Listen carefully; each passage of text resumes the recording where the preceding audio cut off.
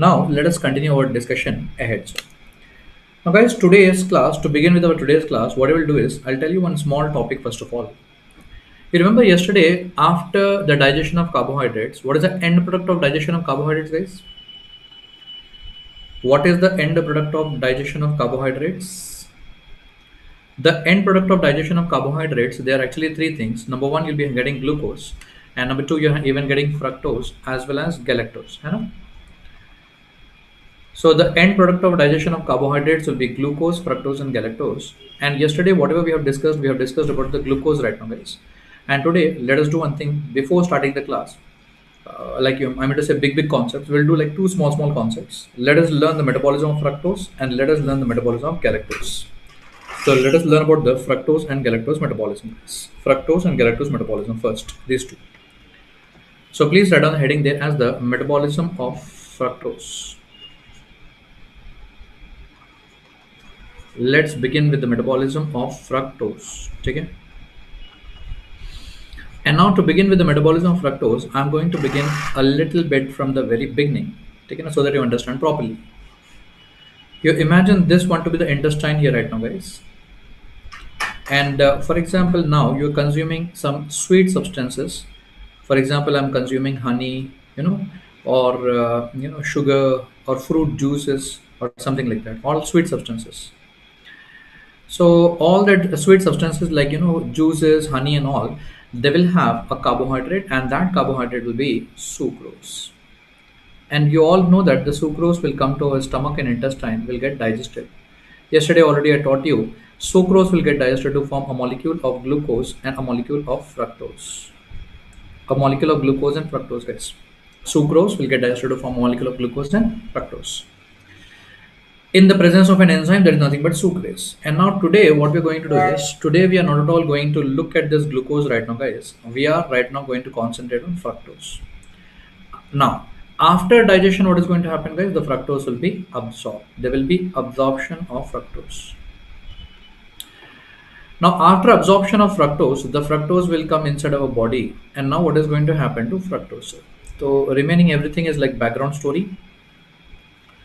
Consuming sweet substances, sucrose getting digested. So everything all is background story. You already know that. And now welcome to something new.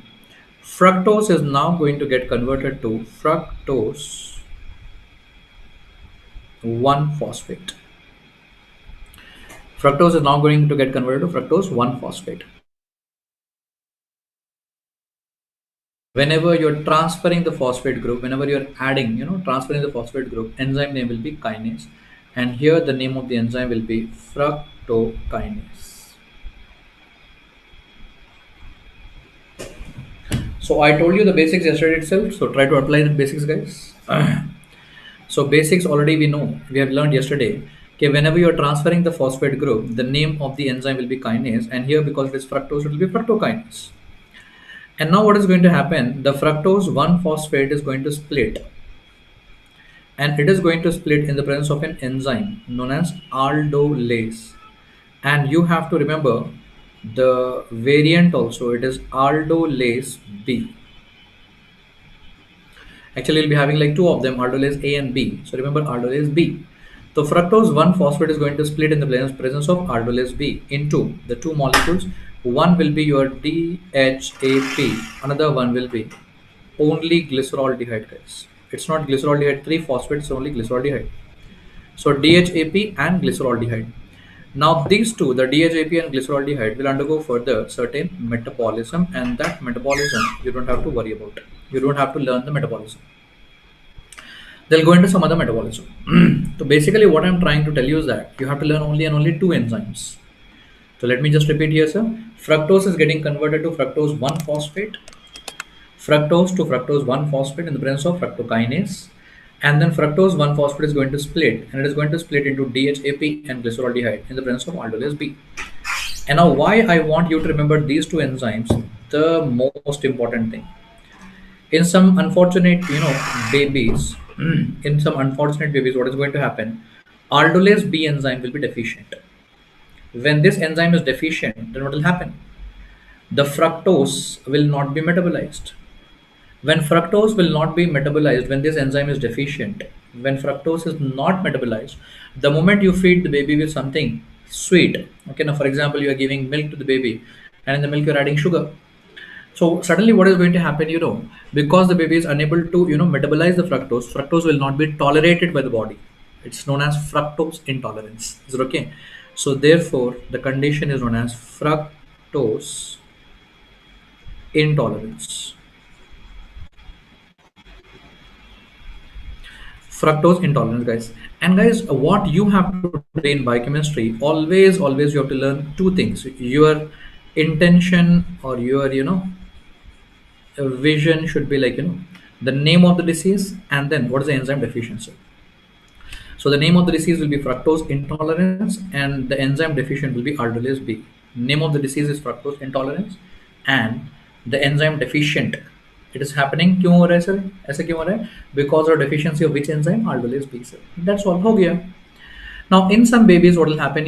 The fructokinase enzyme will be deficient. If this enzyme will be deficient, ये reaction नहीं होगा, and fructose will be elevated in our body. Not only elevated in the body, the fructose will even start excreting in the urine also. And because the fructose is getting excreted in urine, that condition is known as fructosuria,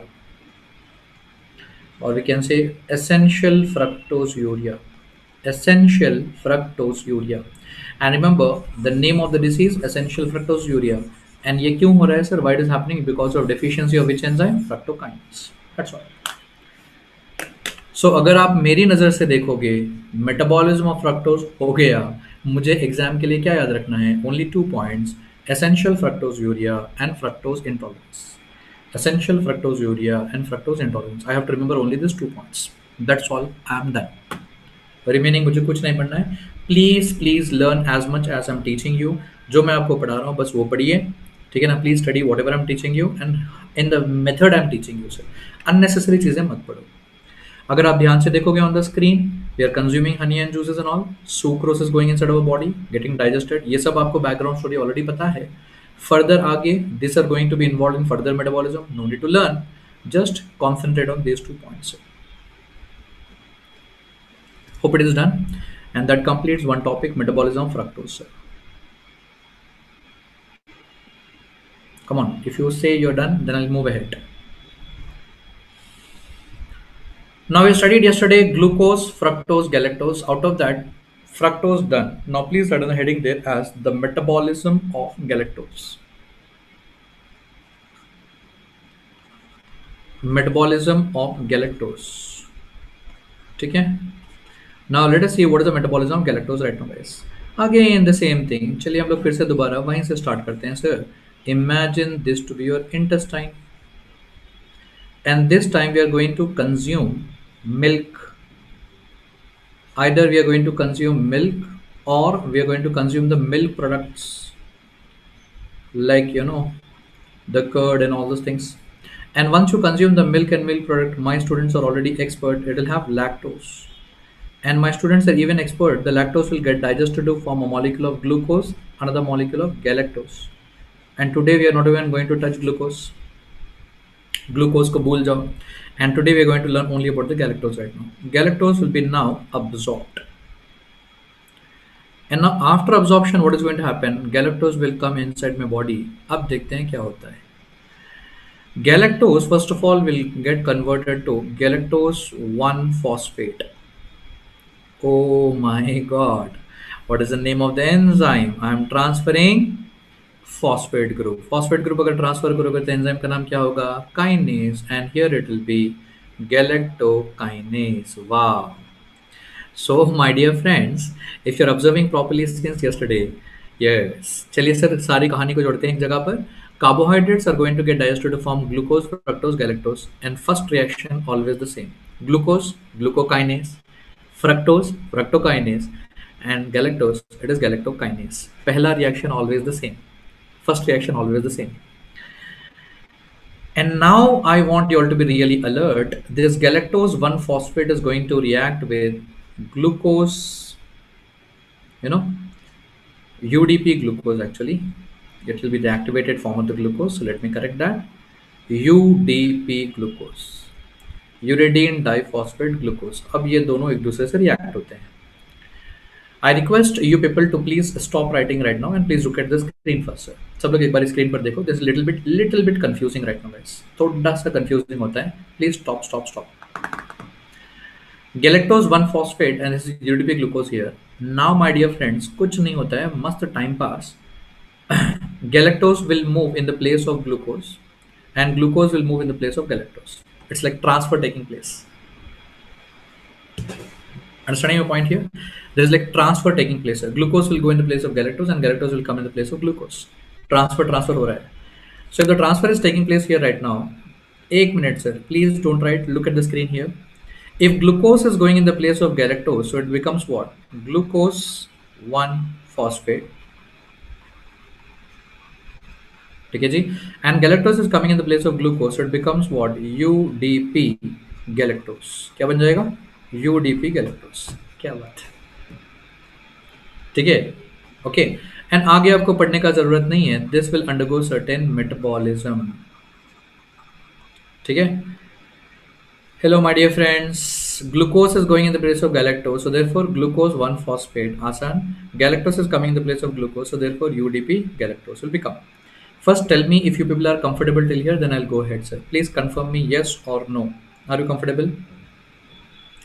Are you comfortable? Yes, Bharat, I'll come back to your doubt. Okay, chalo. If you people are comfortable, come on, let us together make the name of the enzyme. I want you all to completely stop writing. I'll give you time for writing. I'll give you 2 minutes of time for writing. Just observe here. Okay. Because we are transferring here, the name of the enzyme will be transferase. अच्छा जी, ठीक है. और मैंने आपको already कल बताया था, जब कभी भी आप एंजाइम का नाम बनाओगे, whenever you're going to make the name of the enzyme, always what you have to do? You have to attach the name of the substrate. What is the name of the substrate here? The name of the substrate here is galactose 1 phosphate. Okay. And not only galactose 1 phosphate, even there is one more substrate. ये दोनों reactor है ना? One more substrate. And what is that UDP glucose? UDP stands for uridine diphosphate. I repeat again, UDP for uridine diphosphate. So therefore, uridine diphosphate, uridyl. Therefore, it will be uridyl. Oh my God. Galactose 1 phosphate, uridyl transferase. Galactose 1 phosphate, uridyl transferase. I repeat again, galactose 1 phosphate, uridyl transferase. If you have understood this one, enzyme name, how to make that. Now you might be thinking, why sir is working hard here to make this name of the enzyme. Now look here, this is the enzyme which is important for us. Why? Let us correlate our biochemistry with ophthalmology. There will be deficiency of this enzyme. If there is a deficiency of this enzyme, this reaction is not taking place. If this reaction is not taking place, galactose will not metabolize. Galactose level will go up in the blood, and that condition is known as galactosemia. What is that known as? Galactosemia means blood. तो galactose level मेरे blood में बढ़ जाएगा क्योंकि galactose metabolism नहीं हो रहा है. So therefore galactosemia हो जाता है. And when galactosemia occurs, hello my dear friends, that galactose which is increased in the blood will go to my eyes, affecting the lens. That galactose in the blood which is elevated, it is going to my eyes, affecting the lens. And that will lead to a cataract, and that is known as oil drop cataract. इसको हम कहते हैं oil drop cataract. You will study that in ophthalmology. So this is how I'm going to correlate my subject biochemistry with many other subjects. Okay, are you getting me? And that is how the condition is going to change in 2022 when next exam is going to come. When the next exam is going to come, it's all about integration of subject, all clinical conditions. Is it okay? So I repeat again, deficiency of the enzyme galactose 1 phosphate uridyl transferase will lead to galactosemia. Finally, I request my students to keep eye on 2 things. 2 चीज़ों पर नज़र रखिए. Number 1, what is the name of the disease and ये किस enzyme की कमी की वजह से हो रहा है. So what is the name of the disease? Galactosemia, and it occurs due to deficiency of galactose 1 phosphate uridyl transferase. Make a note of that. Galactose metabolism completed.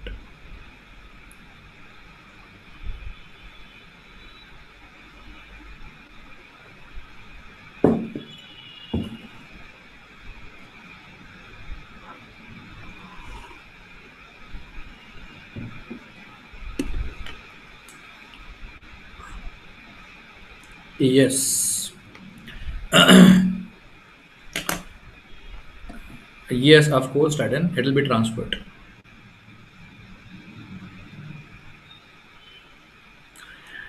And someone was asking me doubt, I think Bharat was asking me a doubt, sir फिर UDP galactose का क्या होता है?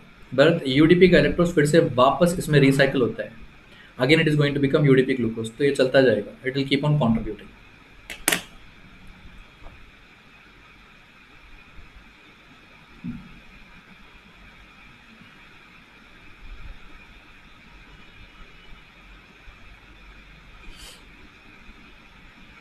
Are you done?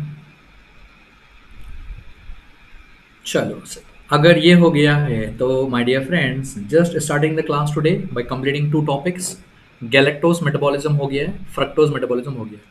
C, if I am at your place as a student, मैं ना I study very smartly. Okay, अगर आप ये दोनों मेटाबॉलिज्म देखोगे, if you see fructose metabolism and galactose metabolism, मेरी तरीके से देखिए sir, smartly study smartly, I just have to learn only 3 points in these two metabolism.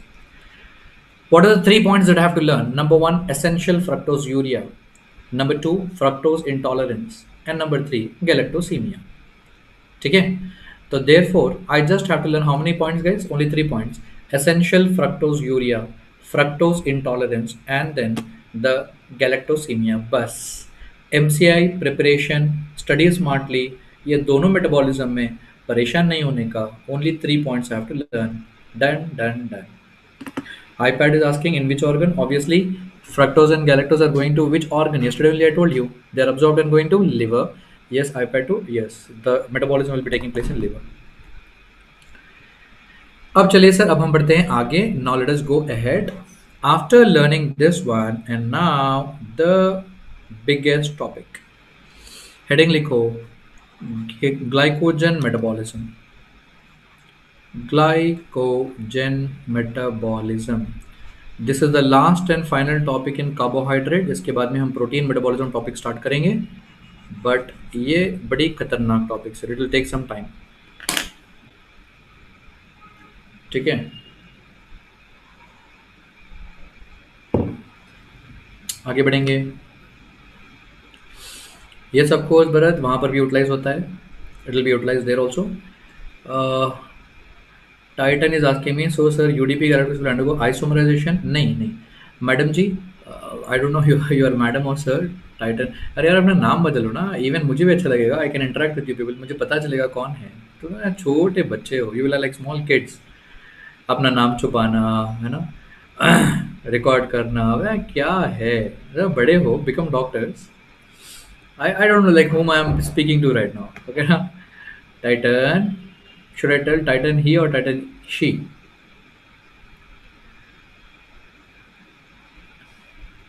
चलो जो भी हो. अच्छा टाइटन ही है, ठीक है मैडम जी, सॉरी ठीक है सर. मैं क्या कह रहा था, UDP galactose to UDP glucose जो है, आइसोमराइजेशन नहीं होता है. There is one more concept known as epimerization. वो दोनों एक दूसरे के एपीमर्स होते हैं, they are epimers of each other, so therefore epimerization. ठीक है जी, okay. So if you are really interested to learn in that, याद रखो वो आइसोमराइजेशन नहीं होता है, एपीमराइजेशन. ठीक है जी, चलो thank you, and it is lovely thing. I can understand as a teacher that तुमको समझ में आ रहा है biochemistry, you are understanding biochemistry, है ना. चलो दैट्स रियली नाइस. अब हम बढ़ते हैं आगे. Let's go ahead right now my dear friends. Yes, now to the biggest topic. तो आई होप ये स्टार्टिंग में मैंने छोटे से टॉपिक इसीलिए किए थे ताकि ना you people should come into the mood of studying. And now if you are into the mood of studying, let's get started with the big topic, glycogen metabolism. थोड़ा सा सब्र रखना, it's a big topic and very important topic. मैं आपको ना ये topic 4 parts में पढ़ाऊंगा. I am going to teach you this topic in 4 parts. Number 1, glycogen structure of glycogen. Number 2, we are going to study about formation of glycogen, glycogenesis. Number 3, we are going to run breakdown of glycogen, glycogenolysis. And then finally, I am teaching this entire topic for the 4th topic, that is glycogen storage diseases. वहां से सवाल आता है, ठीक है ना. Questions will come from the glycogen storage diseases.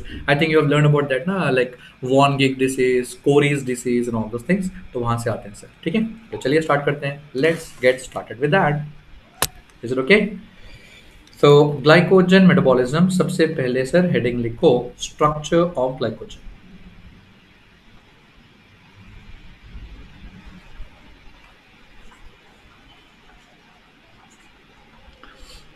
Structure of glycogen. All my students knows we have been learning from school days that glycogen is storage form of glucose, है ना? Yes. सो पहला पॉइंट हमको already पता है, मैंने आपको already कल भी बताया था कि glucose can not be stored in the form of glucose. Glucose glucose के फॉर्म में स्टोर नहीं होता है. So therefore the glucose has to be stored in the form of glycogen. So glycogen से कोई पूछेगा कि what is glycogen made up of. Glycogen is nothing but storage form of glucose. अगर मुझसे किसी ने पूछा कि sir what is glycogen made up of, glycogen made up of glucose only. It is a storage form of glucose, है ना? Make sense. Is it made up of like one or two glucose? No, many of them. Is polymer of glucose. Polymer of glucose. It is made up of many. Okay, na? So glycogen is a polymer of glucose made up of many glucose molecules. Okay. So glycogen is a storage form of the glucose. That is the reason why. What is glycogen made up of? It is made up of glucose only. So it's a polymer of glucose. And number 3, if it is a polymer of glucose, is it like branched polymer or linear polymer? It is actually a branched polymer. Very good. Glycogen is a branched polymer. Glycogen is a branched polymer. Glucose, many glucose molecules are joining here like this. They are like many here. Okay, it's not only a linear polymer. Okay, even ना branches भी होती हैं. ठीक है जी. Obviously guys, we cannot draw the entire diagram. हम complete diagram तो draw नहीं कर सकते हैं क्योंकि it's made up of thousands and thousands of glucose molecules. So just for the sake of understanding, one linear and one branched. ठीक है जी, हो गया. Now all these 3 points are damn easy for us. Glycogen is a storage form of glucose, and it is a polymer of glucose, and it is a branch polymer of glucose. And now welcome to this joint or the bond. This is one glucose molecule and this one glucose molecule. Remember, these two glucose molecules are joined by a bond, and that bond is known as glycosidic bond. Glycosidic bond. And it is like alpha 1,4 glycosidic bond. Alpha 1,4 glycosidic bond.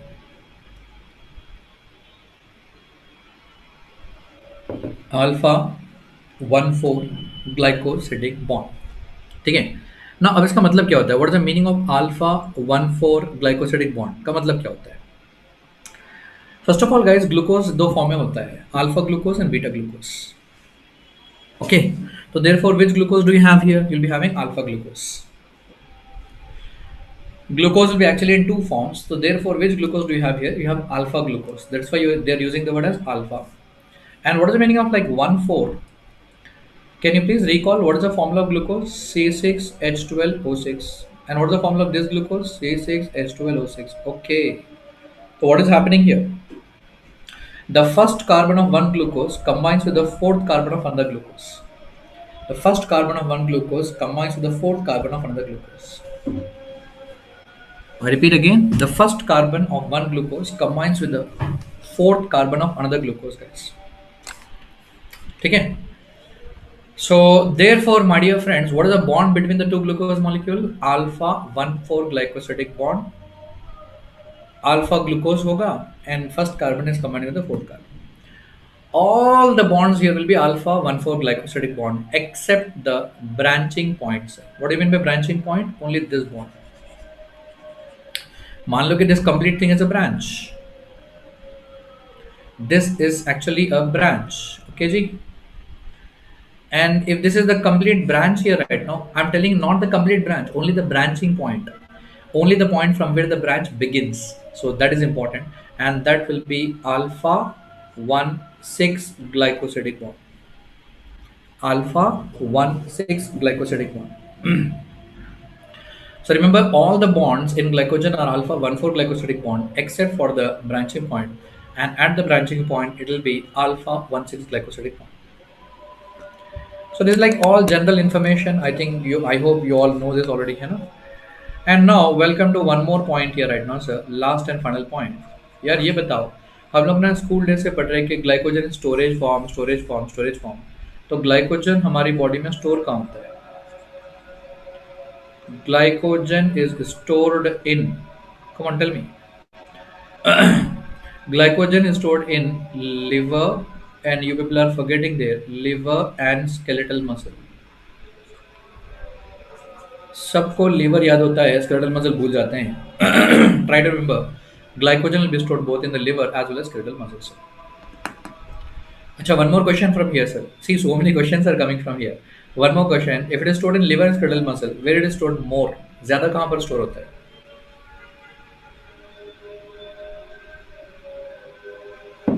Yes, remember, it will be stored more in the skeletal muscles. Common sense, we have got like more of muscles in our body rather than liver. Liver तो इतू सा होता है यहाँ पर, है ना? All your upper limb muscles only skeletal muscle, all the lower limb muscles only. Very good, है ना? तो skeletal muscle ज़्यादा होते हैं. तो therefore glycogen is stored more in the skeletal muscle, not in the liver. क्या बात है sir? So many things clarified. चलिए एक बार मिलकर रिवाइज करते हैं. पहला टॉपिक हो गया है. So first topic is introduction regarding glycogen. Glycogen is storage form of glucose. Obviously, it is made up of many glucose, polymer of glucose. And remember, it's not a linear polymer, branch polymer. What is the name of the bond? Glycosidic bond. Everywhere it is alpha 1,4 glycosidic bond, except at the branching point alpha 1,6. First carbon combining with the sixth carbon. And then glycogen is stored in both liver as well as skeletal muscle, but more amount in the muscle. Of course, Arjun, you're absolutely right there. ठीक है? It is stored in more amounts in skeletal muscles. Okay? चलिए sir, अब हम बढ़ते हैं आगे. According to our planning, now we are going to learn what's the second topic? Formation of glycogen. Glycogenesis.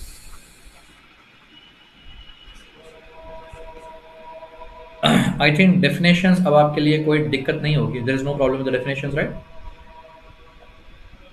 Glycogenesis, formation of glycogen, guys. तो चलिए लिखिए sir, write down the definition there. What is the definition of glycogenesis, guys? Formation of glycogen from glucose. Formation of glycogen from glucose. What is glycogenesis? Formation of glycogen from glucose. Glucose से क्या होता है ना, glycogen form करने को glycogenesis कहते हैं. After definition, write down the location where will glycogenesis take place. अब यार ये तो ना इतना टाइम पास है, इतना कॉमन सेंस है.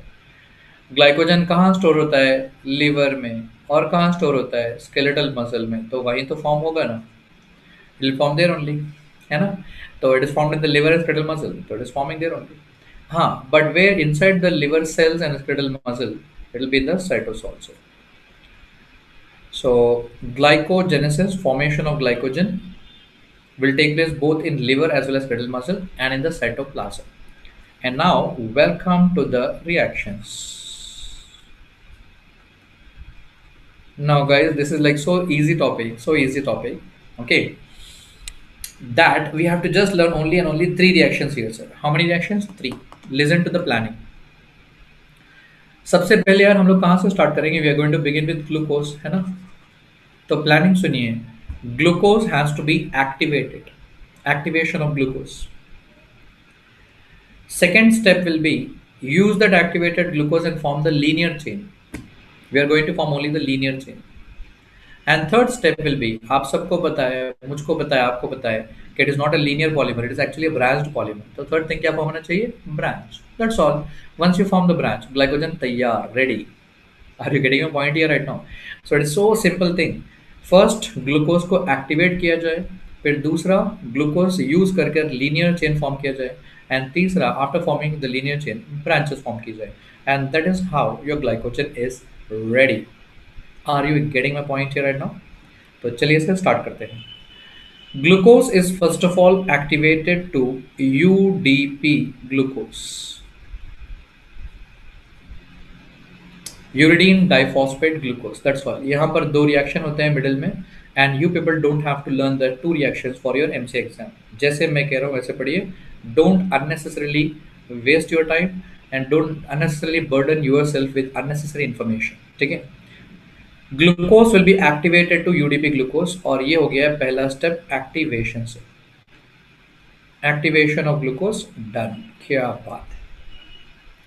Welcome to the second step. Second step मैंने क्या कहा था? Formation of linear chain. And now here do one thing. Please stop writing and look at this.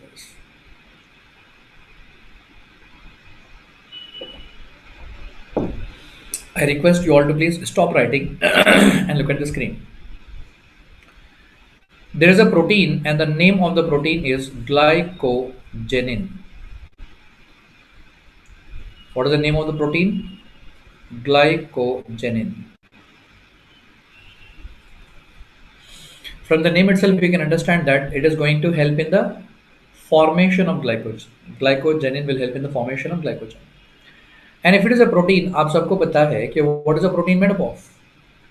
Amino acid, long chain of amino acid. So this glycogenin protein is made up of long chain of amino acids. Just an imaginary picture, rough diagram. So that glycogenin protein is made up of long chain of amino acids. And somewhere in the middle of the amino acid, you'll be having an amino acid. That amino acid is known as tyrosine. What is the name of the amino acid, sir? Tyrosine. ठीक है. अब यार मैंने ना आपको ना दो कहानियां बताई है. इन वन कहानी glucose is getting activated to UDP glucose. In another कहानी वी आर हैविंग ग्लाइकोजेनिन. तो चलिए इन दोनों कहानियों को जोड़ते हैं. अब सुनो ध्यान से. Now this UDP glucose molecule will go here. UDP glucose molecule will go here. It will attach the glucose molecule. कहाँ पर अटैच करेगा? जहां पर टायरोसिन अमीनो एसिड होगा. Okay. And what will happen to the UDP molecule? The UDP molecule will be removed from there. Oh my God. अच्छा समझा कहानी. तो एक बार समझो, अच्छे से समझो. Learn it at once and forever. ठीक है. So I'll repeat here again right now the everything here right now, guys. So please observe here right now. First of all, the glucose is activated to UDP glucose. Glucose is activated to UDP glucose. And in this UDP glucose, the glucose molecule will be getting attached at the tyrosine amino acid of this protein. Which protein? Glycogen. And UDP molecule will go away from here.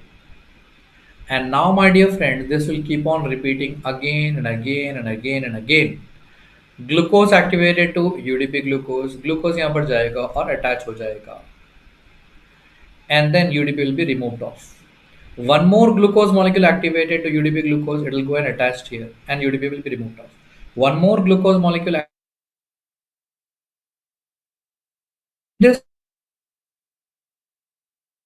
This manner, one by one. Okay, all the glucose molecule keep on attaching.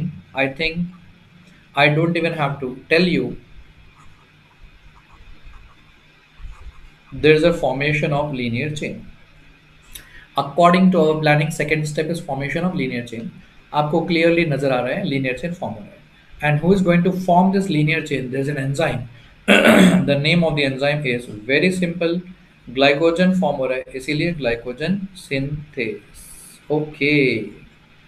So remember from today onwards, what is the name of the enzyme which is going to form the linear chain? That is glycogen synthase. Please make note of this properly.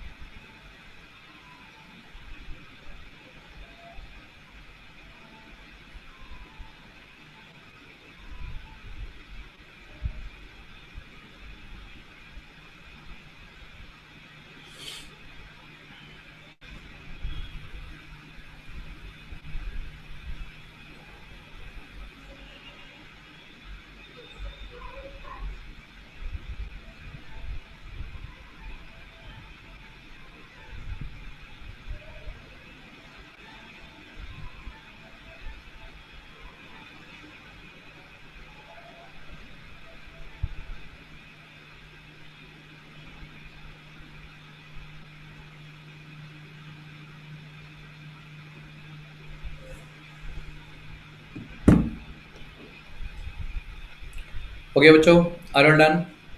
Now, once this is done, let us finish this one right now, guys. Step one, activation of glucose to UDP glucose. Step two, that is going to form the linear chain. Linear chain कैसे form करेगा? Glycogen synthase. And you already know what is the step three. Step three, there should be formation of a branch. And for forming a branch, there will be an enzyme coming here, and that enzyme will be branching enzyme. Oh, such a difficult name. Okay. For the formation of the branch, there will be a यार very simple. Hello everyone, please look at me. अगर मान लो कि my hand is like a linear chain, अगर मान लो कि this is linear chain, branching enzyme will come here and cut in the middle, and after cutting in the middle it will remove this piece and attach onto the side. हो गया. Branching enzyme will cut here, come here and cut somewhere in the middle, and after cutting in the middle it will take this one, okay, this linear chain, and attach it onto the sides. Oh my god, what a mechanism. For that the students will be struggling like anything. तो branching enzyme क्या करेगा? आएगा, बीच में cut करेगा, remaining piece निकालेगा, it will B attaching on the side. इस तरह से ब्रांच फॉर्म हो जाएगा, and this will keep on continuing, and that will lead to the formation of a big structure with thousands of glucose molecule, and that will be our glycogens.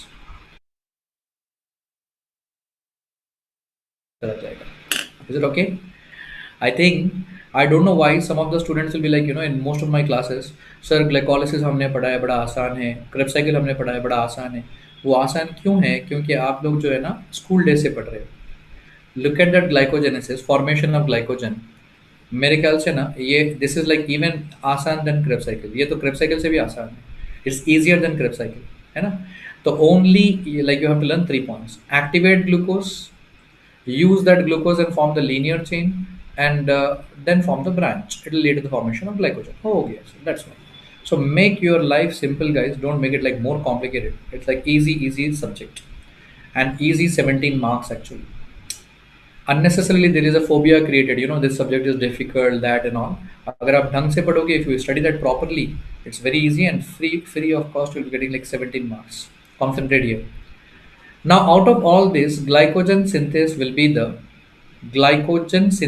be the rate limiting enzyme. Do you still remember rate limiting enzyme? कल मैंने पढ़ाया था आपको. Yes. Rate limiting enzyme is the control point where you can control this pathway, whether you want to stimulate this entire pathway or you want to inhibit this pathway. ठीक है, based on that. ठीक है. Yes, Tinu Sharma, it is perfectly correct whatever you're telling. UDP glucose, the activated form of the glucose.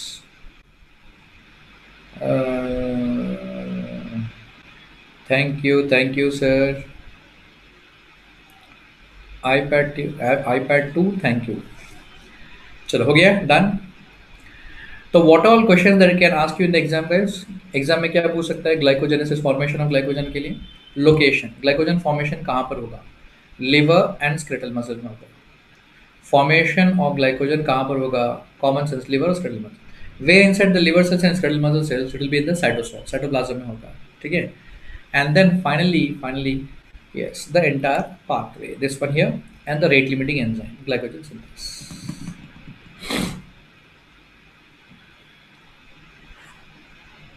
Yes, of course, Titan. ठीक है, चलो easy हो गया. Now, according to our planning, we have formed the glycogen. Now, what we have to do? We need to break down the glycogen. So, therefore, what is the next pathway that we are going to learn, sir? Glycogenolysis. So, glycogenolysis, breakdown of glycogen. Glycogen breakdown पढ़ते हैं sir. अच्छा, welcome. Definition क्या होगा? What is the definition of glycogenolysis? Okay. First of all, we are having like glycogen, breakdown of glycogen to glucose. Breakdown of glycogen to glucose is glycogenolysis. After that, the location, guys. Here, glycogen कहाँ पर form हो रहा है? Liver में form हो रहा है और स्केलेटल मसल में फॉर्म हो रहा है. तो कहाँ पर ब्रेक होगा? वहीं तो ब्रेक होगा ना. पढ़ना ही नहीं है. No need to learn.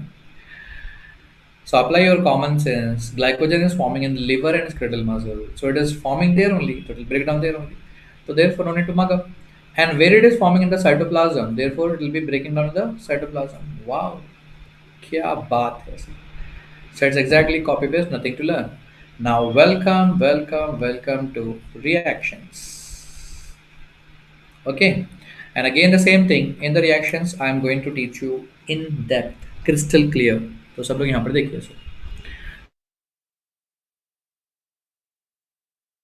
Glucose, many glucose molecules, sir. Thousands and thousands of glucose molecules, and draw one branch also.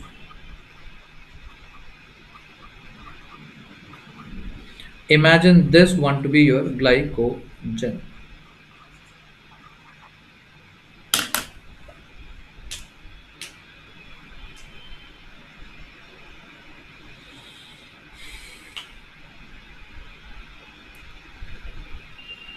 Okay.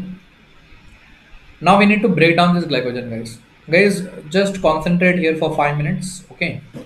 I have to just tell you only about the two reactions. Okay. I got to only tell you about two reactions and learn the two reactions perfectly right now, guys. Okay. Now this glycogen will actually break down. And how it is going to break down? This glycogen is going to break down in the presence of an enzyme known as glycogen phosphorylase.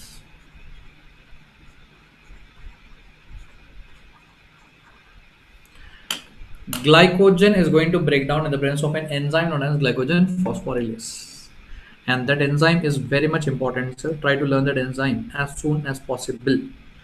Memorize that, become perfect in that one. Okay. Which enzymes are glycogen phosphorylase? That is important. And there is only one enzyme for which we need to learn in detail, guys. So please completely stop writing and look here. 3 points. This glycogen phosphorylase enzyme will be acting from ends. Okay. Number 1 point. And every time it is going to break one bond, one glycosidic bond, and remove one glucose molecule from here. So if it is going to remove that one glucose molecule from there, that will be removed in the form of glucose 1 phosphate. Oh my god, that means that is not pure glucose. Okay, ji. So my dear friends, remember that this enzyme glycogen phosphorylase enzyme will be acting from ends, and it will be acting from ends and removing one. It is going to break down one bond and remove one glucose molecule at a time. And it is going to remove that one glucose molecule in the form of glucose 1 phosphate. Glucose 1 phosphate. Repeat again, glucose 1 phosphate. In this manner, it is going to remove one glucose molecule at a time. अगर मान लो कि here you're having some 100 glucose molecules, so it is going on removing one sir. 100, 99, 98, 97, 96. In this way, it will keep on removing.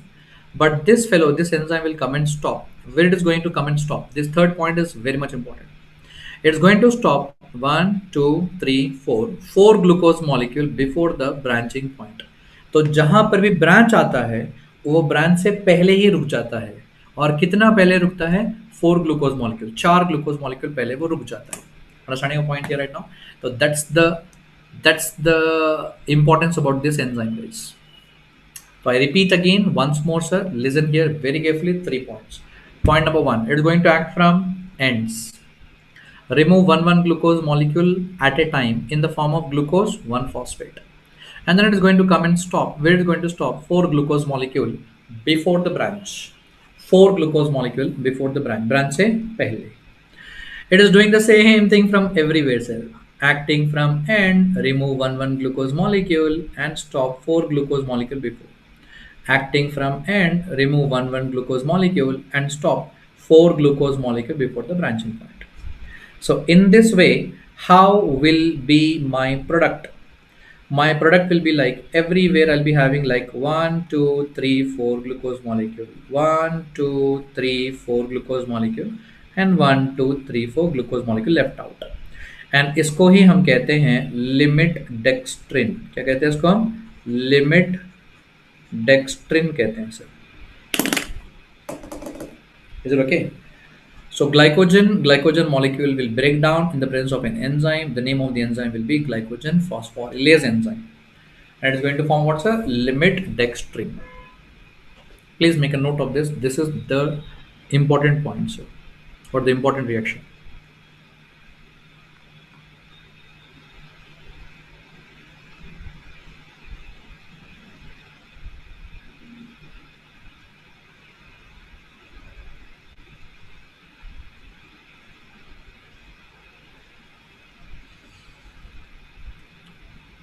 हो गया बच्चों?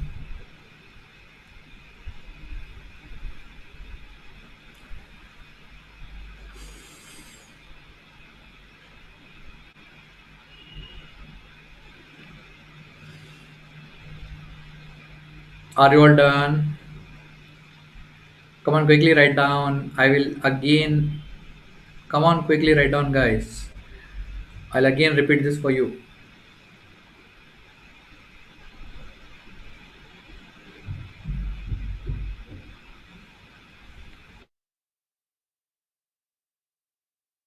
This is like the important thing. इसके बाद में मुझे ना कुछ पढ़ाना है ना आपको कुछ पढ़ना है. Limit dextrin. Tinu Sharma.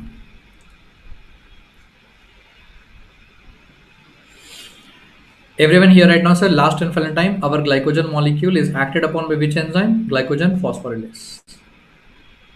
Glycogen will be acted upon by which one? Glycogen phosphorylase. How is this enzyme working? From ends, all the ends. And what it is doing? Removing glucose in the form of glucose 1-phosphate. But it will come and stop where? 4 glucose molecule before branching point. Okay. Okay. Fine. अब सुनो आगे क्या होगा. Now listen here what is going to happen. It's like a story, guys. Okay. Now listen what is going to happen here right now, sir.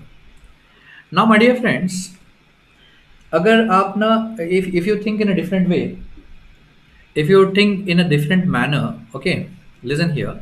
What is the ability of this enzyme? This enzyme's ability is to remove the glucose molecule only in the linear chain. Think in a different way. This enzyme is able to remove the glucose molecule only in the linear chain.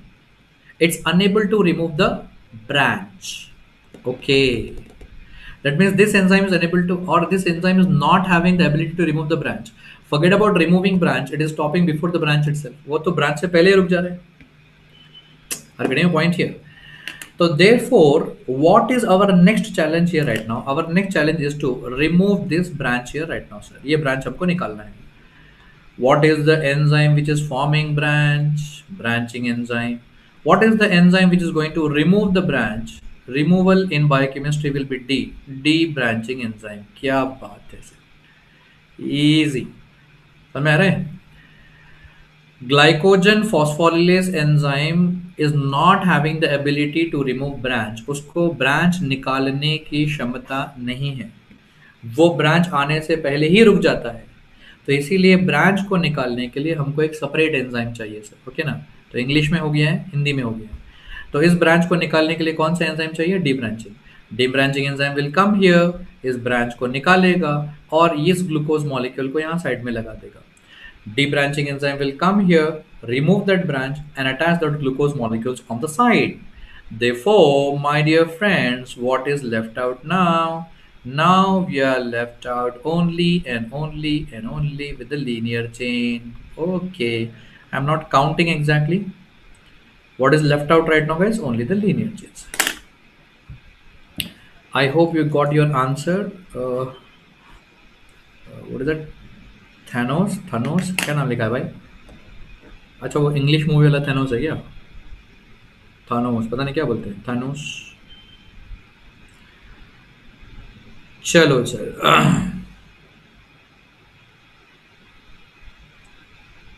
हो गया. Now and now once you got the linear chain, चलो sir यहाँ से दिमाग लगाओ. Hello. Now you people have to help me right now. I'm not going to teach you. You teach me right now. Come on, tell me. Linear chain का क्या होगा? It will be again acted upon by which enzyme? Glycogen phosphorylase. Very good. Why? Recall my points. This enzyme will act from ends. Okay. Remove one glucose molecule at a time. Okay. It will stop before the branching point. Okay. But do you have any branch here? No. Will it stop? No, it will break the entire linear chain. Acha. Entire linear chain will be broken now by the same enzyme, glycogen phosphorylase. So I'm going to continue this in the next slide. Entire linear chain will break down to glucose 1 phosphate. What is the name of the enzyme, sir? Name of the enzyme is the same, glycogen phosphorylase. Glucose 1 phosphate is going to get converted to glucose 6 phosphate. मैंने आपको कल ही पढ़ाया था glucose में कितने carbon होते हैं. 1 2 3 4 5 6. There is a phosphate group on first carbon. From first carbon we are moving the phosphate group on 6 carbon. Moving the phosphate group from one carbon to another carbon on same molecule. Moving the phosphate group from one carbon to another carbon on same molecule. What is the name of the enzyme? Mutase. Swaha. And after that, from this glucose 6 phosphate, we are going to remove the phosphate group. Removal of phosphate group.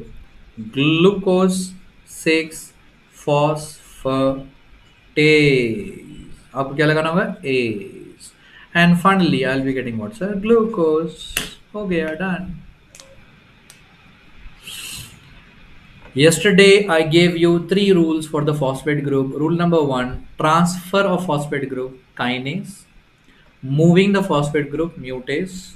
And then finally, total removal of phosphate group, breakdown of phosphate group, phosphatase. ठीक है जी. तो apply my rules properly, it will be coming easy, sir.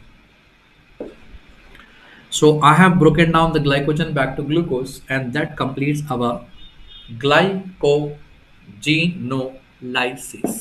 ठीक है. So I'll give you 1 minute of time, sir. Please revise this. Revise this topic quickly right now, sir. Any doubt, let me know. Dr. Hasu, any doubt?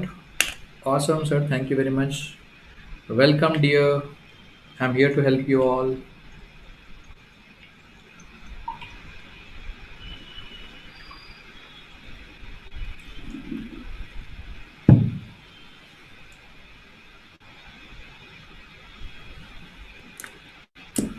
Hardik Pandya says crystal clear. Very good. Thank you.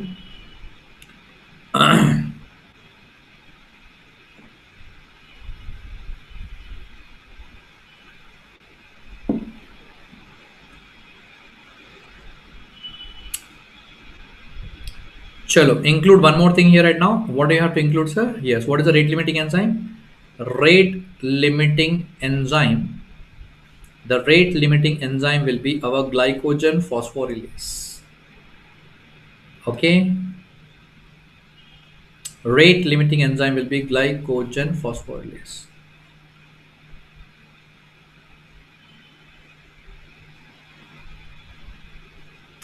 Yes, Arjun, this process will be going to take place. It's all about storage of glycogen.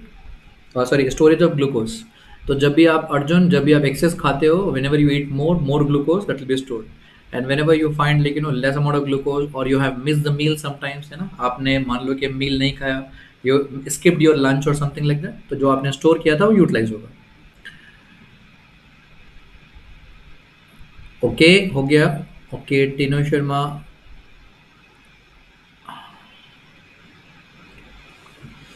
Yes, तो clear हो गया बच्चों. Are you all done here right now? तो चलिए एक बार revise करते हैं. Let us revise once. एक बार ग्लाइकोजन, चलिए कंप्लीटली रिवाइज करते हैं sir.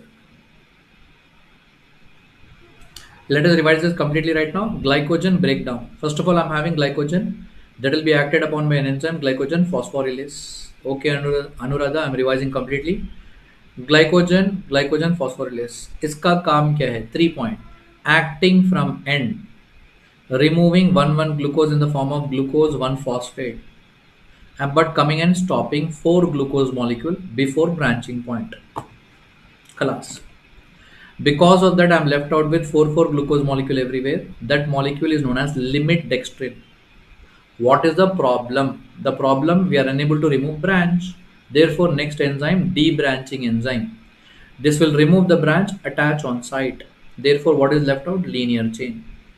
Now, this linear chain is acted again by same enzyme, glycogen phosphorylase. That is again going to act from end. remove 1 glucose molecule in the form of glucose 1 phosphate.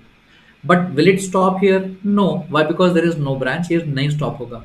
So therefore glycogen phosphorylase enzyme will keep on breaking, वो break करता चला जाएगा. Therefore it will break down to glucose 1 phosphate. Glucose 1 phosphate to glucose 6 phosphate, moving phosphate group from one carbon to another carbon, mutase, and then removal of phosphate group from the sixth carbon, complete removal. So therefore it will lead to the formation of glucose. That's all. I'm done. And the rate limiting enzyme here will be the glycogen phosphorylase. Is it okay? बढ़िया. And that completes the formation of glycogen and the breakdown of glycogen. दोनों भी हो गया sir. We are done with the formation of glycogen and breakdown of glycogen. Completely done. And now, my dear friends, we need to move towards the third thing. That is the fourth thing, the last and the final thing. That is glycogen storage diseases. Glycogen storage diseases. Okay, thank you, Sophia Khan. Crystal clear. Now, welcome to the glycogen storage diseases. And now, my dear friends, to learn the glycogen storage diseases, पहले ना हम लोग मिलकर एक बारी ना revision करते हैं. And this time not like orally. Let us do the written revision. चलिए मेरे साथ में लिखिए sir. Write down with me quickly and very fast. First of all, I'm having glucose. Glucose is undergoing like 2-3 reactions to form UDP glucose. UDP glucose. Activation done. Utilize this UDP glucose and form the linear chain. Linear chain formation done. And use this linear chain and form the branch. It will lead to the formation of glycogen. Oh my god. Glycogen formation done. क्या बात है. Glycogen form हो चुका है. Okay, no problem. तो चलिए अब इस ग्लाइकोजन को ब्रेक किया जाए. Let us break down this glycogen. How to break this glycogen? First of all, the glycogen will break down to limit dextrin. And in limit dextrin, already you people know what is the problem. We are able to remove the branch. So remove the branch. What is left out? Linear chain. And from the linear chain, break down to 1,1 glucose 1 phosphate. And that will be getting converted to glucose 6 phosphate. And finally we are going to get glucose. Kya baat hai. So in one diagram, what I'm trying to give you in an easy way, guys, on one side formation of glycogen and on the other side breakdown of glycogen. On one side formation of glycogen, on the other side breakdown of glycogen. Formation of glycogen and breakdown of glycogen. Okay. Now let us write down the name of the enzymes also here right now, my dear friends. The first step is only about activation of glucose. Okay. The second step, formation of linear chain, is by which enzyme? Glycogen synthase is going to form the linear chain. Okay. And who is going to form the branch here right now, guys? It is formed by branching enzyme. Okay. And after that, glycogen will break down in the presence of which enzyme? Glycogen phosphorylase. Glycogen is breaking down in the presence of glycogen phosphorylase. Removal of the branch will be by debranching enzyme. Debranching enzyme. And then the linear chain will break down in again the same enzyme, glycogen phosphorylase.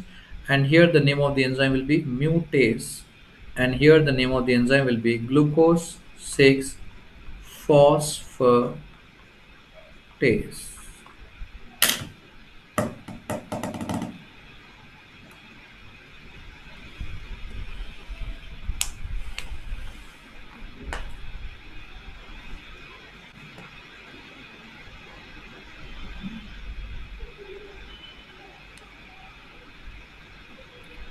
Come on, are you all done?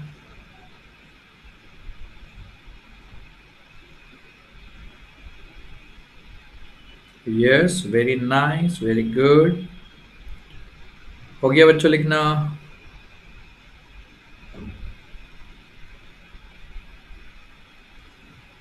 Good, very nice. And now, my dear friends, welcome to the clinical correlation. clinical correlation.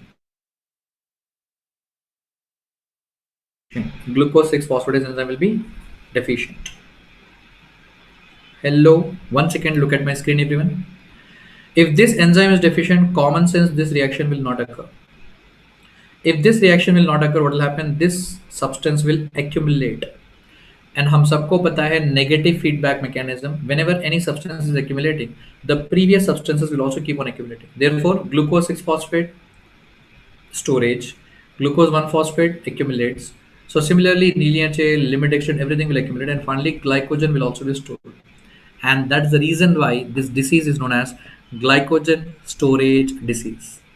And what is the name of the disease? The name of the disease is type 1 glycogen storage disease, guys. Understanding here right now? Type 1 glycogen storage disease, or else it is also known as von Gigg's disease. Okay. तो finally फिर से आपको क्या करना होगा? What you have to do finally again sir? Same thing, name of the disease and the enzyme deficient. Biochemistry हमेशा make it like a rule in your life. Name of the disease and the enzyme deficient. Glycogen storage disease. Glycogen storage diseases. ठीक है? Make a table. On one side we are going to write down the name of the disease. On the other side we are going to write down the enzyme deficient. So name of the disease and the enzyme deficient, guys. Okay, so write down there, sir. What is the name of the first one here right now? It is type 1 glycogen storage disease, and type 1 glycogen storage disease is known as the von Gigg's disease.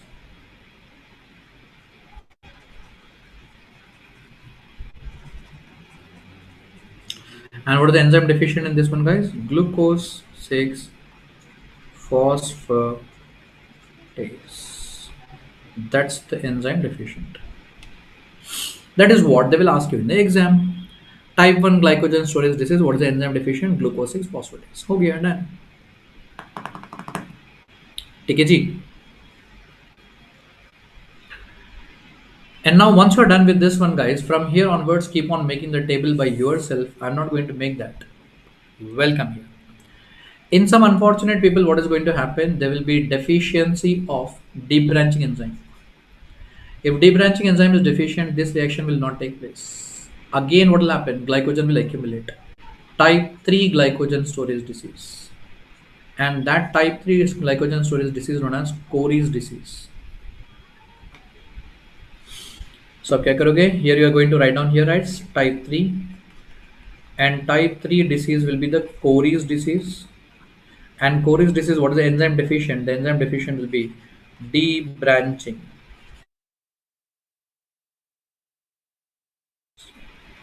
Cory's disease type 3. Type 3 Cory's disease. What is the enzyme deficient? That is debranching enzyme deficient. And similarly here, in some people, glycogen phosphorylase enzyme is deficient. अगर ये enzyme deficient होगा, automatically this reaction will not occur. If this reaction is not taking place, it will lead to accumulation of glycogen. It will lead to a disease that is known as type 6 glycogen storage disease. And type 6 glycogen storage disease will be Hirsch's disease. Type 6 glycogen storage disease is Hirsch's disease. Deficiency of which enzyme? Glycogen phosphorylase. क्या बात है? Are you all done till here? Type 6 glycogen storage disease, and that is your Hirsch's disease. Hirsch's disease. Deficiency of glycogen phosphorylase. हो गया बच्चों?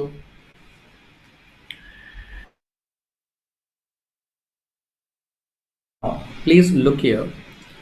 We all know glycogen will be stored in liver. We all know that the glycogen will also be stored in skeletal muscle. So glycogen will be stored in liver and skeletal muscle. Okay. It will break down here in the presence of an enzyme glycogen phosphorylase, and here also it is going to break down in the presence of enzyme glycogen phosphorylase. Now to differentiate that, yes, I'm calling this one as the hepatic glycogen phosphorylase, and this one will be the muscle glycogen phosphorylase. There'll be one hepatic and there'll be one muscle wala cell. Hepatic glycogen phosphorylase and then there'll be a muscle glycogen phosphorylase. Hepatic and muscle. One is liver wala, another one is the muscle wala.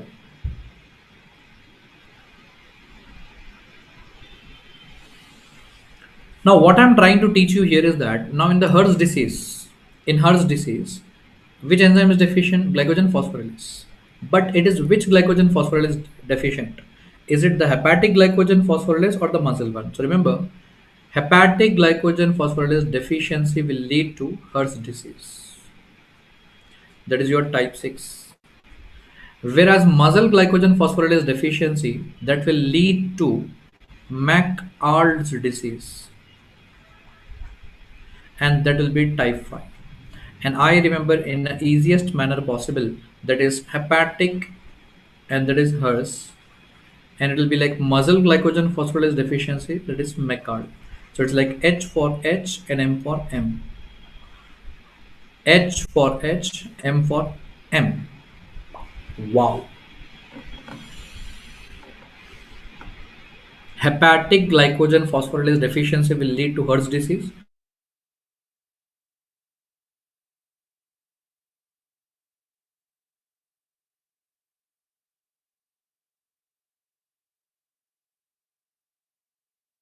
Muscle glycogen phosphorylase deficiency will lead to McArd disease. Are you all okay with that?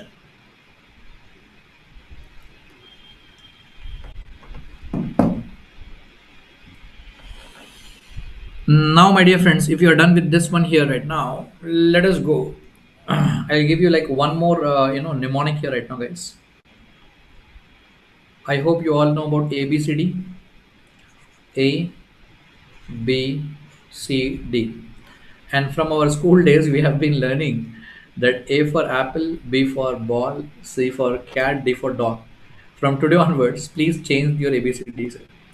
आज से ना आपकी ABCD बदल दो. No more apple, no more ball. Now please welcome here C for Cory's disease. And Cory's disease, thank God, it is coming at third position, sir. It's like A, B, C, type 3. And Cory's disease is due to deficiency of which enzyme? Debranching enzyme. Cory's disease will be due to deficiency of debranching enzyme. क्या बात है. And here A stands for A for Anderson disease. And Anderson's disease will be like type 4, and that will be due to deficiency of branching enzyme, sir. So A for Anderson, B for branching enzyme deficiency. Are you understanding it right now? So Anderson branching enzyme deficiency and the core is debranching enzyme deficiency, sir.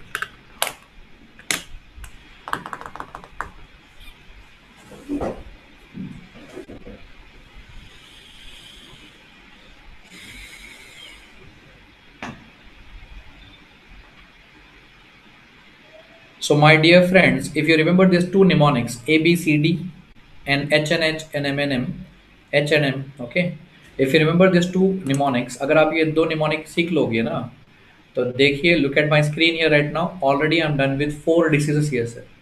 3, 4, 5 and 6. Wow, in order. Just with the help of these two mnemonics, we are done with 3, 4, 5, 6. 3, 4, 5, 6. Cory's, Anderson, McArd's and Hertz disease हो गया. And already in the very beginning of the topic, we are done with type 1. Type 1 is 1 gig. So वो भी हो गया. So what is the only thing remaining right now? Type 2.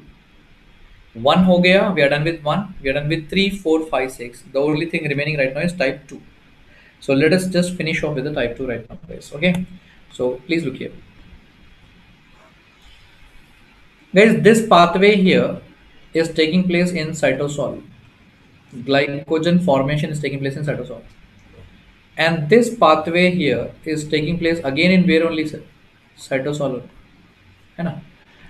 Formation of glycogen, cytoplasm. Breakdown of glycogen is also in cytoplasm. So basically, where are we right now? We are in the cytoplasm.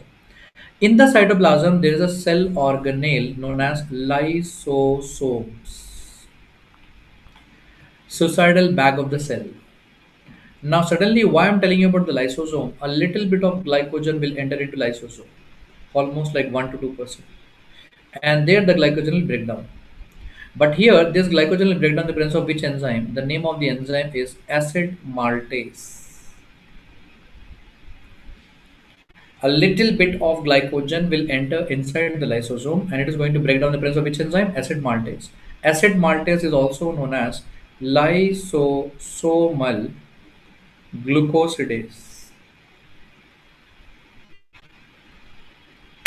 Acid maltase is also known as lysosomal glucosidase. I repeat again, acid maltase, also known as lysosomal, because it is present in lysosome and it is going to break down. So, therefore, glucosidase. And now, my dear friends, in some of the people, there will be deficiency of this enzyme. If this enzyme is deficient, glycogen not breaking, it will be getting stored in lysosome, and that condition is known as the type 2 glycogen storage disease. And type 2 glycogen storage disease is Pompey's disease. Type 2 storage, glycogen storage disease is Pompey's disease. So questions are going to come from here. Questions are going to come from here.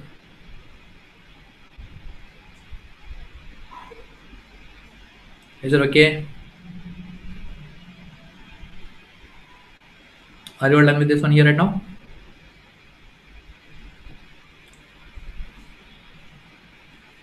Good.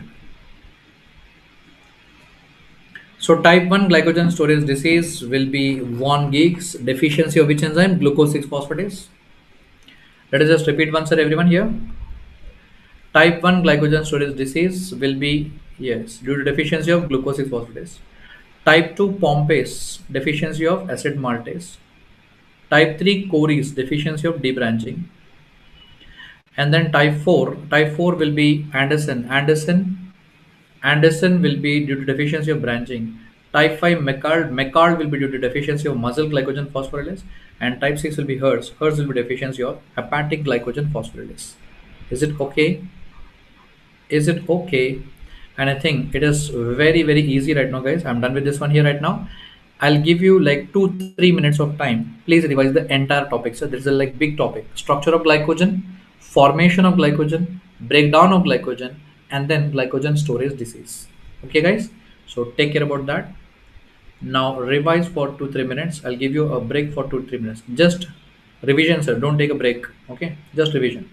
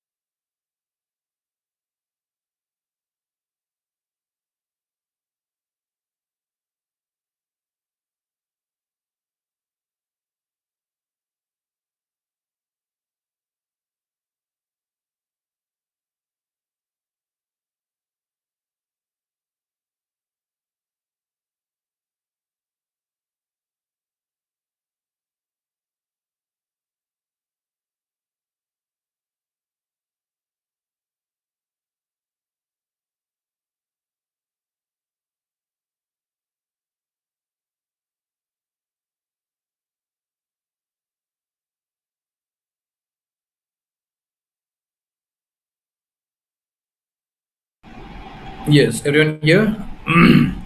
I hope you're able to listen to me right now. Sohail Sheikh is asking the enzyme for type 4. Type 4, Sohail, I told you the enzyme name as, yeah, Anderson. Type 4 is Anderson's disease, and for Anderson disease, the name of the enzyme is branching enzyme, deficiency of branching enzyme. Anderson branching, Cory's debranching. Anderson branching, Cory's debranching. Welcome.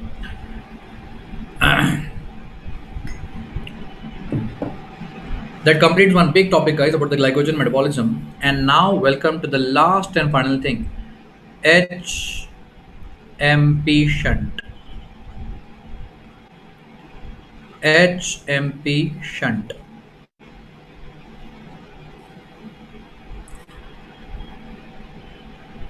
Can limit dextrin have more branches or three only? No, it cannot have like more.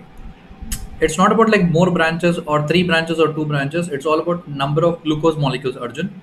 It's like four glucose molecules should be remaining there. It can have like multiple. It's not like three only or two only. That's our schematic diagram. Question कैसे आ सकते हैं sir यहाँ से? iPad Pro मैंने आपको कई बार बोला है, क्वेश्चन कैसे आ सकते हैं? मैंने आपको बोला ना एग्जाम में वही पूछेगा, name of the disease enzyme deficient, disease का नाम क्या है और उसमें कौन सा वाला एंजाइम डेफिशिएंट होगा वो पूछेगा, ठीक है? तो चलिए सर आगे बढ़ते हैं. Last and final topic here in the carbohydrate right now, HMP shunt. HMP shunt, it is also known as the PP pathway. HMP shunt, it is also known as the PP pathway. Now guys, what is the full form of this HMP shunt? Do you have any idea?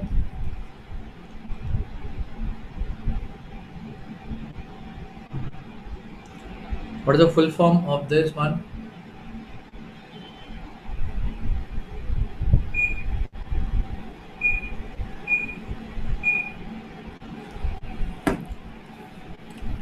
Yes, right on there as HMP shunt. HMP shunt, the full form here will be the hexose monophosphate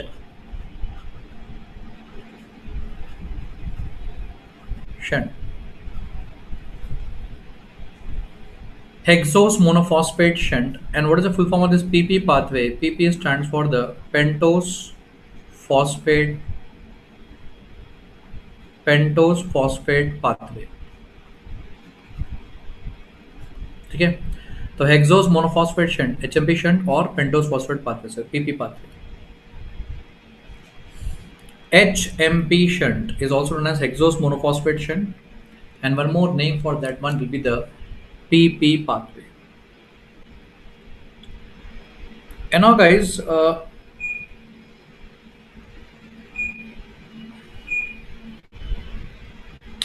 the good news here is that, the good thing here is that, you don't have to learn the pathway here, sir.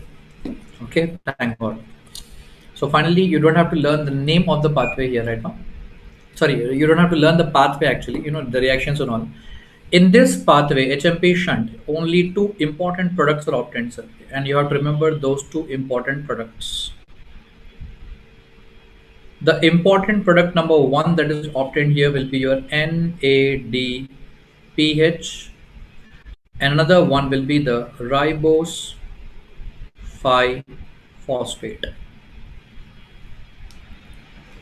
Okay, NADPH, another one is the ribose 5 phosphate. This is the only thing that you have to remember in this pathway, HMP shunt.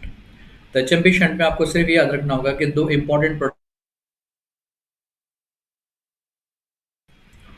And please be very careful, it is not the same NADH that we have been learning since yesterday. It's NADPH. Since yesterday you have been learning about NADH. Okay, so please take care about this one. It's not NADH, guys. It will be like NADPH. Are you getting me?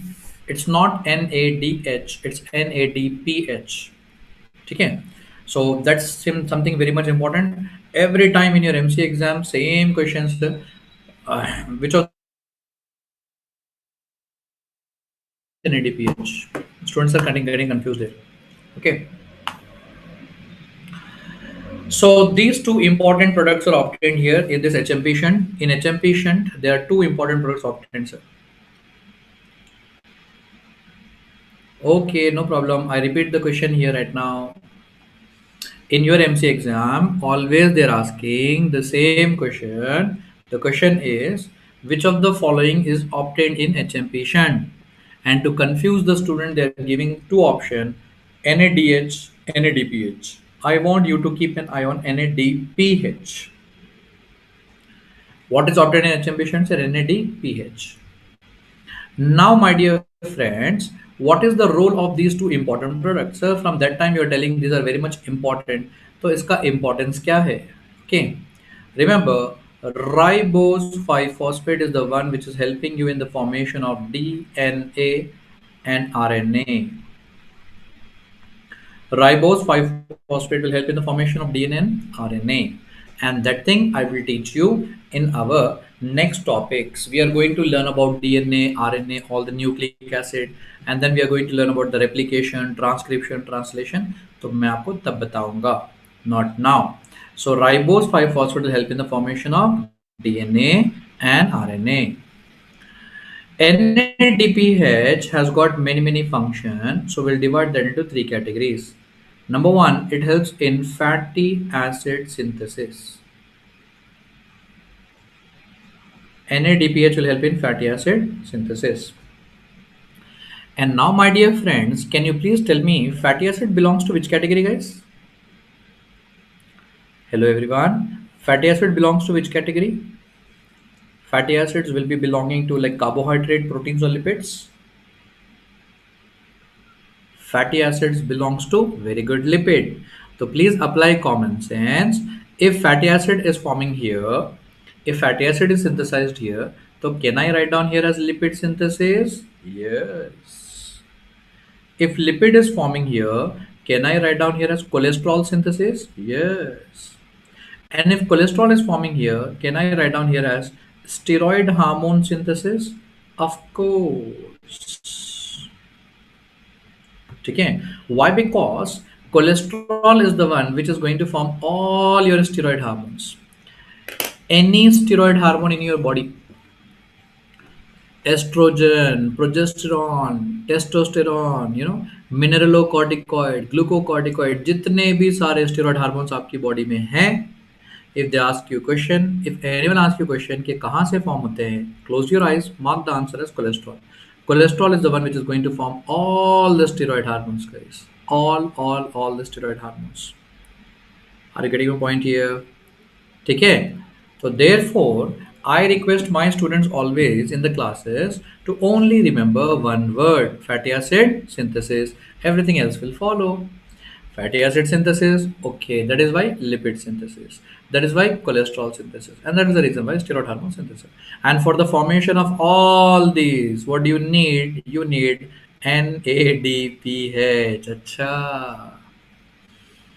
NADPH is also required inside the RBC, and NADPH is also required inside WBC. Which WBC? Neutrophil. And I'll tell you the reason why it is required, sir. Inside the RBC, NADPH is required for removal of free radical. Removal of free radical. You know free radical? There'll be one free radical formed inside the RBC, that is H2O2, hydrogen peroxide. Hydrogen peroxide is a free radical, and free radicals are always, dangerous. They are not good. They are very bad. They will damage the cell. And to remove that free radical H2O2, उस free radical H2O2 को निकालने के लिए आपको क्या चाहिए? NADPH. And then finally, what is the role of NADPH inside the neutrophil? Inside the neutrophil, for killing bacteria. For killing the bacteria. Inside the neutrophil for killing bacteria. Bacteria को kill करने के लिए NADPH चाहिए. And that is what is, extremely important for you to remember for your exam, sir. The moment there is HMP shunt, these are the questions that can be asked, whichever are seen on the screen here, sir. That's all. So they can ask you about the name. Another name of HMP shunt is pentose phosphate pathway. Hello iPad Pro, कहाँ है तुम? You'll be always asking me कि sir question कैसे पूछा जा सकता है, तो ध्यान से सुनो. They can ask you about the name: hexose monophosphate shunt or pentose phosphate pathway. What are the two important substances obtained? NADPH and ribose 5-phosphate. What is the role of ribose 5-phosphate? Formation of DNA and RNA. And then what is the role of NADPH? Remember, NADPH is required for many things. So number one, remember fatty acid synthesis, and from there automatically lipid synthesis, cholesterol synthesis, steroid hormone synthesis. And then in the RBC and neutrophil. In neutrophil for killing bacteria, and in RBC for the removal of free radical, that is H2O2. Are you okay with that one?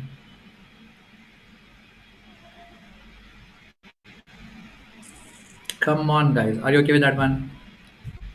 Okay. So all these things are the important information to be remembered. And as I said, you no need to learn the entire, the pathway and all. Pathway का जरूरत नहीं है sir. So don't worry about that one, guys. And now, last and final thing, the comparison. On one side, you write down there as HMP shunt. On the other side, you write down there as glycolysis. They are asking questions little bit in depth in MC exam nowadays. बोलो बच्चों HMP shunt कहाँ होता है? In the cytosol. And where will glycolysis take place? In cytosol. Okay. Exactly opposite to glycolysis. Glycolysis में ATP form होता है कि? Yes, ATP is formed here. Aerobic 7 ATP, anaerobic only 2 ATPs. HMP shunt में ATP form होता है क्या? नहीं होता है. There is no formation of ATP. Already asked in MC exam. Take care. And then in glycolysis, is carbon dioxide formed? No. There is no formation of carbon dioxide. Why there is no formation of carbon dioxide? Yesterday only I told you, glycolysis, we are starting with one molecule of glucose, finally two molecules of pyruvate. How many number of carbon? 6 carbon. And pyruvate 3 carbon. But two molecules of pyruvate 6 carbon only. So 6 carbon here and 6 carbon here. That means there is no change in carbon. There is no loss of carbon. Definitely there is no carbon dioxide formed in glycolysis. Exactly opposite of that in HMP shunt, yes, carbon dioxide will be formed. Already asked in MC exam. So please take care about these 3 points, sir. So please take care about these 3 points. HMP shunt will take place in cytoplasm, and even glycolysis will also take place in cytoplasm. In glycolysis, yes, ATP will be formed. In HMP shunt, no ATP. In glycolysis, no carbon dioxide. Opposite of that, in HMP shunt, yes, carbon dioxide is formed. Sir. If you remember these many points, sir, more than enough for your HMP shunt, sir. And we are done with that one. Okay. Are you all done? And by this, we complete all the high yield topics that are required in carbohydrate metabolism, sir. Carbohydrate metabolism topic, done. Aerobic glycolysis, anaerobic glycolysis, the link reaction, pyruvate acetyl-CoA, Krebs cycle, gluconeogenesis, Cori cycle, glucose 9 cycle, glycogenesis, glycogenolysis, and then glycogen storage is HMP shunt, along with galactose metabolism and fructose metabolism, along with electron transport chain. So many topics done in a crystal clear manner, and you have to memorize that. Okay.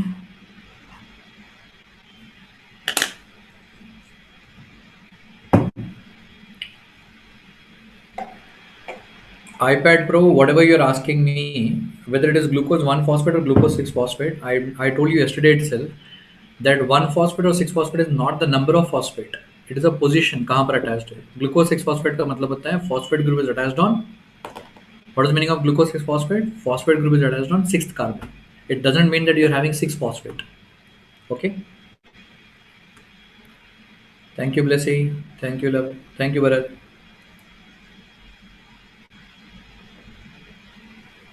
Yes, Tinusha. Chalo, sir. By this, we have completed the biggest topic in biochemistry. Now, welcome to the second topic. Let us do a little bit easier topic right now, sir. Heading lico protein. First of all, I am going to teach you about the chemistry of protein. After learning all difficult things, let us just try to balance the class. Okay, थोड़ा सा ना easy topic करते हैं, ठीक है ना? Thank you. Let us try to balance the class. First, I'll teach you the chemistry of protein. Then afterwards, I'll teach you the metabolism of protein, sir. Okay. पहले हम chemistry पढ़ेंगे, फिर हम metabolism पढ़ेंगे, ठीक है? So first, let us learn about the proteins right now, guys. Come on, write on the heading there, protein. Can anyone tell me what is a protein? Yes. Everyone knows what is a protein, guys. Protein is a polymer of amino acid. Everyone knows amino acid. Please remember it is L alpha amino acid. Chalo sir. The moment we begin the topic, MCQ. Already in the MCA exam, they have asked you the nature of amino acid, like which amino acid do you have, L alpha, L beta, D alpha, D beta, like which amino acid is present there, sir. Okay, so remember proteins are polymers of L alpha amino acid. Question number one, let us make an imaginary diagram, sir. Amino acid, amino acid, amino acid, amino acid, like many amino acids are going to combine here and form the polymer. Can anyone tell me protein is a linear polymer or branch polymer? Protein, is it a linear polymer or branched polymer? Protein is a linear polymer or branch polymer? Remember, it is just a linear polymer, no branches in the protein. Protein में branches नहीं होती है. Is it okay? And now the last and final point here right now, my dear friends. This is one amino acid here and this is another amino acid here. What is the bond between the two amino acid? Peptide bond. Okay. Comparison. Carbohydrate, glycosidic bond. Protein, peptide bond. Very good. And that's the reason why, guys, this protein here will be referred to as like polypeptide. Poly means many, peptide bonds.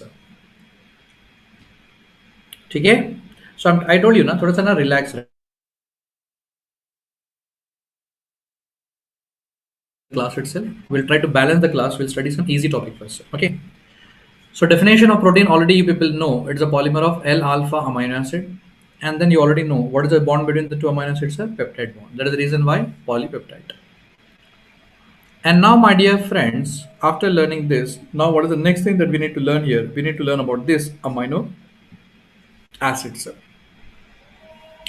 So please write on the heading there as amino acid.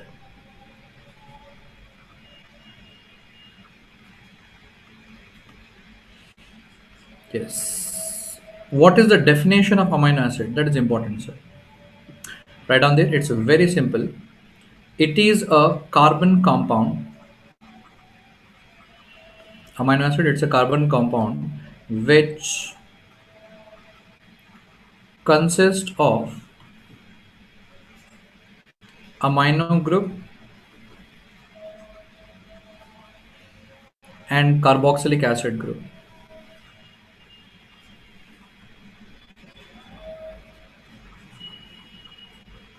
ठीक है. So amino acid, it's a carbon compound which consists of amino group and carboxylic acid groups. Amino acid, it is a carbon compound which consists of amino group and worried. अब देखो sir कितना आसान. NH2 and carboxylic acid group formula will be COOH. That is carboxylic acid, sir. Amino group will be NH2 and the carboxylic acid group formula will be COOH.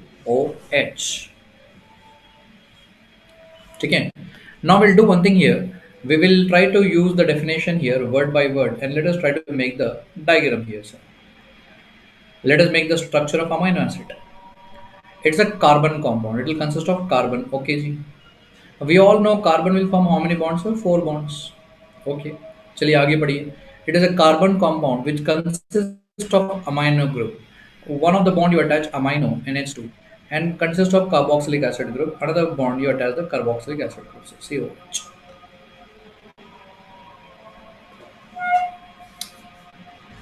Are you understanding the point here right now? So it is a carbon compound which consists of amino group and the carboxylic acid. Hydrogen and the fourth bond will be, yes, you just write down there as R group. R group stands for alkyl group, sir. Okay.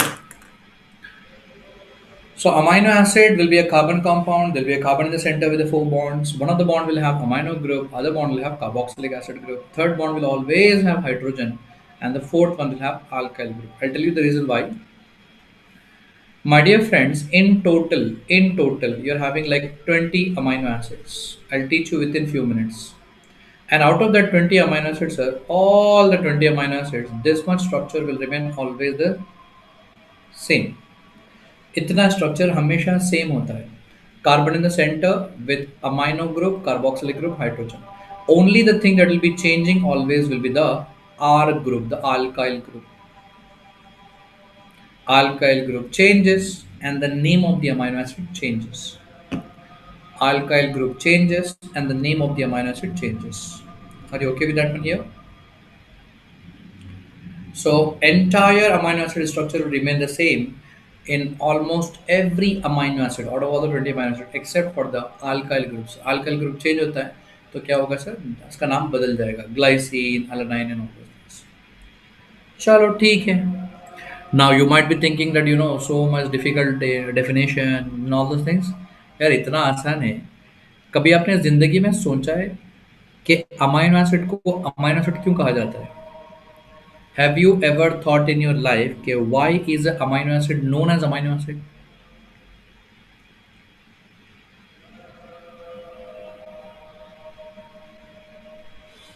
Look here, sir. It is a carbon compound which consists of amino group. Okay, that's the reason why amino. It will consist of carboxylic acid group, and that is why it will be acid. Oh my god. So why did doctors have given the name as amino acid? Right from our school days, फालतू में रट्टा मारे हम लोग रट्टा amino acid. Think about that. What is an amino acid? It's a carbon compound. Only one word you have to remember. Carbon compound will consist of amino group and carboxylic acid group. Both the words are actually there in the name itself. So now for us, the definition is like damn easy, sir. So what is an amino acid? It's a carbon compound which consists of amino group and carboxylic acid group. Okay, that's so simple definition हो गया. अब हम एक काम करते हैं. Let अस थोड़ा सा ना वर्कआउट ऑन द स्ट्रक्चर. थोड़ा सा स्ट्रक्चर पर हम लोग काम करते हैं. Thank you Sophia, thank you Sohail. Carbon in the center with the four bonds. One of the bond will have carboxylic acid group. Another bond will have amino group. Third bond will have hydrogen, and the fourth bond will have always R groups. Okay. Now, my dear friends, this is the structure of amino acid that we have made by reading the definition. Definition पढ़कर हमने बनाया. Now let us see exactly how it is present inside our body. Okay. हमारी body में amino acid exactly कैसे होता है? Please stop writing and look at the screen now. In our body, what will happen? This will break down here. Hydrogen will come out. You all know hydrogen will always come out in the form of H plus. If it is coming out in the form of H plus, common sense, CO minus. है ना? Now, my dear friend, this H plus will go and get attached to amino here. Right? And let us now see exactly in our body, in my body and your body right now, amino acid will be present in which form? कौन से form में होता है? Carbon in the center with the four bonds, and here it will be COO minus, and here it will be NH3 plus. Why? Because it is H plus added. H plus is added there. NH3 plus, and then hydrogen here, and then R group. Okay. So this is the exact form in which amino acid is present inside our body. हमारे body के अंदर amino acid इस form में होता है. Make a note of that. Thank you, iPad 2. Thank you, Rachel. Thank you for making biochemistry easy.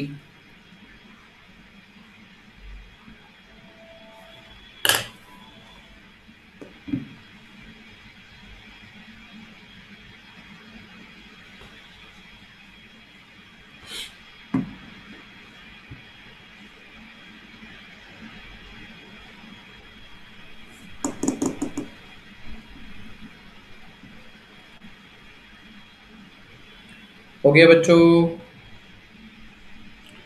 are you all done? Tinu Sharma sir, pharma की online class भी करवाओ sir. Oh my God.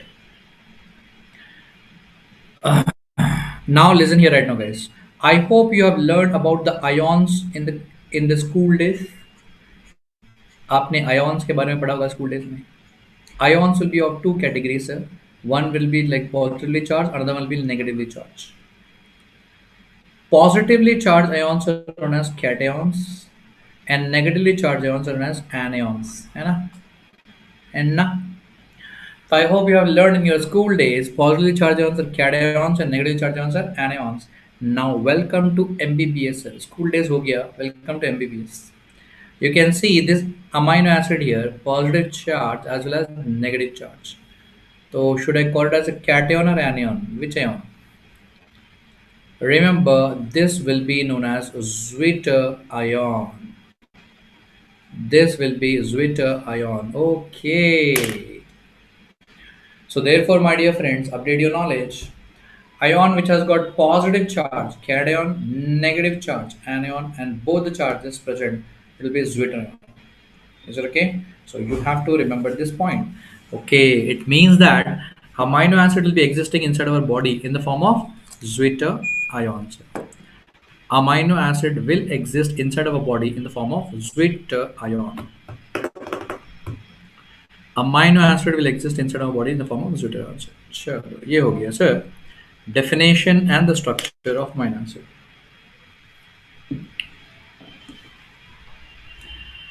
So I'm done with the definition of amino acid. I'm done with the structure of the amino acid in detail. Okay. Should I remove this? And now, my dear friends, write on the heading there as the classification of amino acid. And please put a star mark, underline, highlight. मतलब जो करना है कर डालो, घिस डालो, ठीक है ना. This is the place from where questions are going to come. Classification of amino acid पक्का 100% क्वेश्चन आएगा यहाँ से. आएगा, आ चुका है, प्रिंट हो चुका है, ठीक है जी. And don't ask me how do I know about that. सूत्रों के अनुसार. Okay. Classification of amino acids. And the first classification of amino acid that we are going to study will be based on structure. Based on the structure of amino acid. And based on the structure of the amino acid, all the amino acids are totally divided into 7 groups. Based on the structure, the amino acids are divided into how many groups, guys? 7 groups. And all those 7 groups, let us write down. And it's all about you people right now. I don't have to teach you much here right now. Start writing, start memorizing. Group number 1, you'll be having aliphatic amino acids.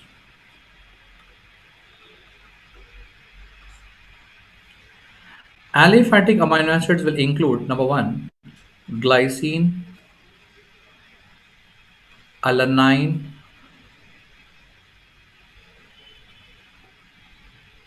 alanine, let me write it properly. Some people might get confused with the spelling. It is alanine, and then valine, leucine, and then isoleucines.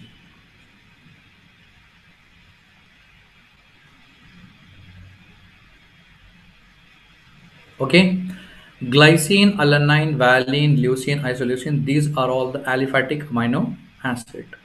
Number 2, second category will be hydroxyl group containing amino acid. Do you know what is the formula of hydroxyl group? OH. Hydroxyl group is nothing but OH. OH group containing amino acid. The amino acid will be which will be having like OH group will be, yes, right down there.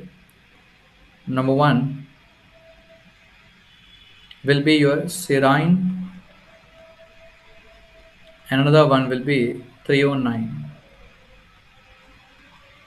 Serine and 309. Number 3 category will be including your S, sulfur. Sulfur containing amino acids. Sulfur containing amino acids will be including number 1, cysteine. Another one will be methionine.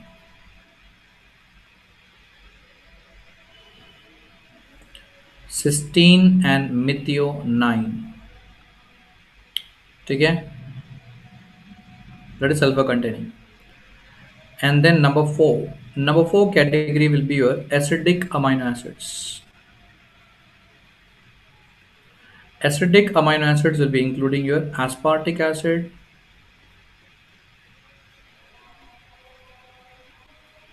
and number two category will be glutamic acid, and then asparagine and glutamine. Aspartic acid, glutamic acid, asparagine, and glutamine, all these will be acidic amino acid. And then after that, number five, the fifth group will include the basic amino acids. And the basic amino acids will be including the basic amino acids will include lysine, number two arginine, and number three histidine. Lysine, arginine, and histidine, sir. It's not leucine, guys, it's lysine. Lysine, arginine, histidine. And finally, the number six category will include your aromatic amino acid. Oh my god, the most important one. Aromatic amino acids. And aromatic amino acids will be tyrosine, tryptophan, and phenylalanine.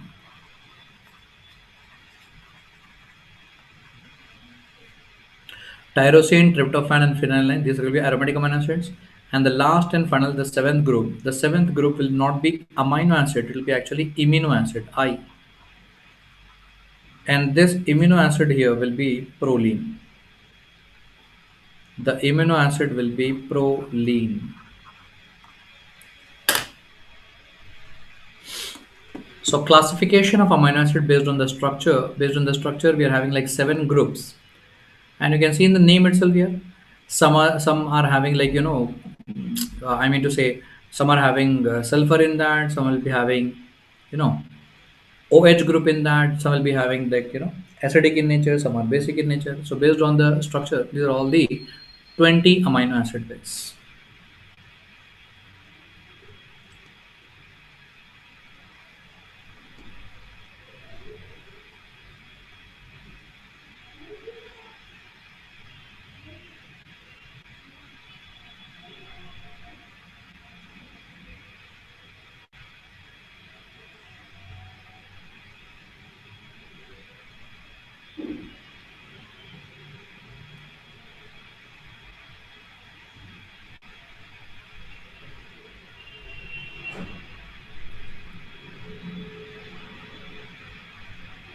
Okay.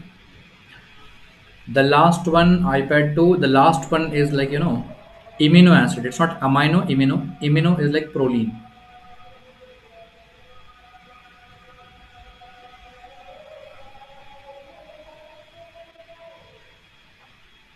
Okay, fine. So these are all the amino acid, like, based on the classification is based on the structure. Based on the structure, fine. What is the spelling of the third one in aromatic? Aromatic third one, phenylalanine. Phenylalanine, okay. Imino का मतलब होता है कि when you see the structure of proline, someone is asking what is the meaning of imino. Imino means in the structure of proline, you will be having a ring, and that ring is known as amino ring. The ring is known as amino ring, sir. Okay, I don't know any mnemonic for this one, guys. I really don't know. I just remember just like that. I mostly don't depend on mnemonics actually. I don't like mnemonics. Why? Because first of all, subject is very vast. To learn the subject, mnemonic. फिर mnemonic को भी याद रखो. Too much. So I just remember like that only, sir. Okay. So aliphatic amino acid, and otherwise, I'll tell you one thing here right now. Don't worry about that one, guys. Learning part. Just be with me. After completing this, we'll start with the metabolism of protein. And once the metabolism of protein will be done, at the end of the metabolism of protein, I will guarantee you You yourself automatically will become perfect in that. So don't worry about learning all 20 amino acids right now. Don't worry about that. You'll automatically learn them. Don't worry about that. Okay. So aliphatic will be glycine, alanine, valine, leucine, isoleucine. Hydroxyl group containing will be serine and threonine. Sulfur containing will be cysteine and methionine. Acetic, aspartic acid, glutamic acid, asparagine, glutamine. Basic amino acid will be lysine, arginine, histidine. And aromatic will be tyrosine, tryptophan, and phenylalanine. Amino acid will be proline. Okay. Now we'll learn the classification number two. So there are totally three classification. So we'll learn them and then we'll take a break, sir. Classification number two will be based on nutritional requirement. And based on nutritional requirement, I hope you all know very well the amino acids are divided into two categories. One will be the essential, another one is non-essential, sir. One is essential amino acid, another one will be the non-essential amino acid. One will be essential amino acid, another one will be the non-essential amino acid, guys. Okay. Now, what is the meaning of essential amino acid? Everyone knows very well. The essential amino acids are those which are not produced in our body, which are not produced in body. And I remember like this: essential amino acids are those which are not produced in our body, and they have to be essentially taken in nutrition in our diet, and that is why they are given the name as essential amino acid. Best way to remember. The best way to remember the essential amino acid is the one which are not produced in our body, and that is the reason why they have to be essentially taken in nutrition or diet. And non-essential will be completely opposite. They are produced in our body. Learn one thing, another thing will automatically come.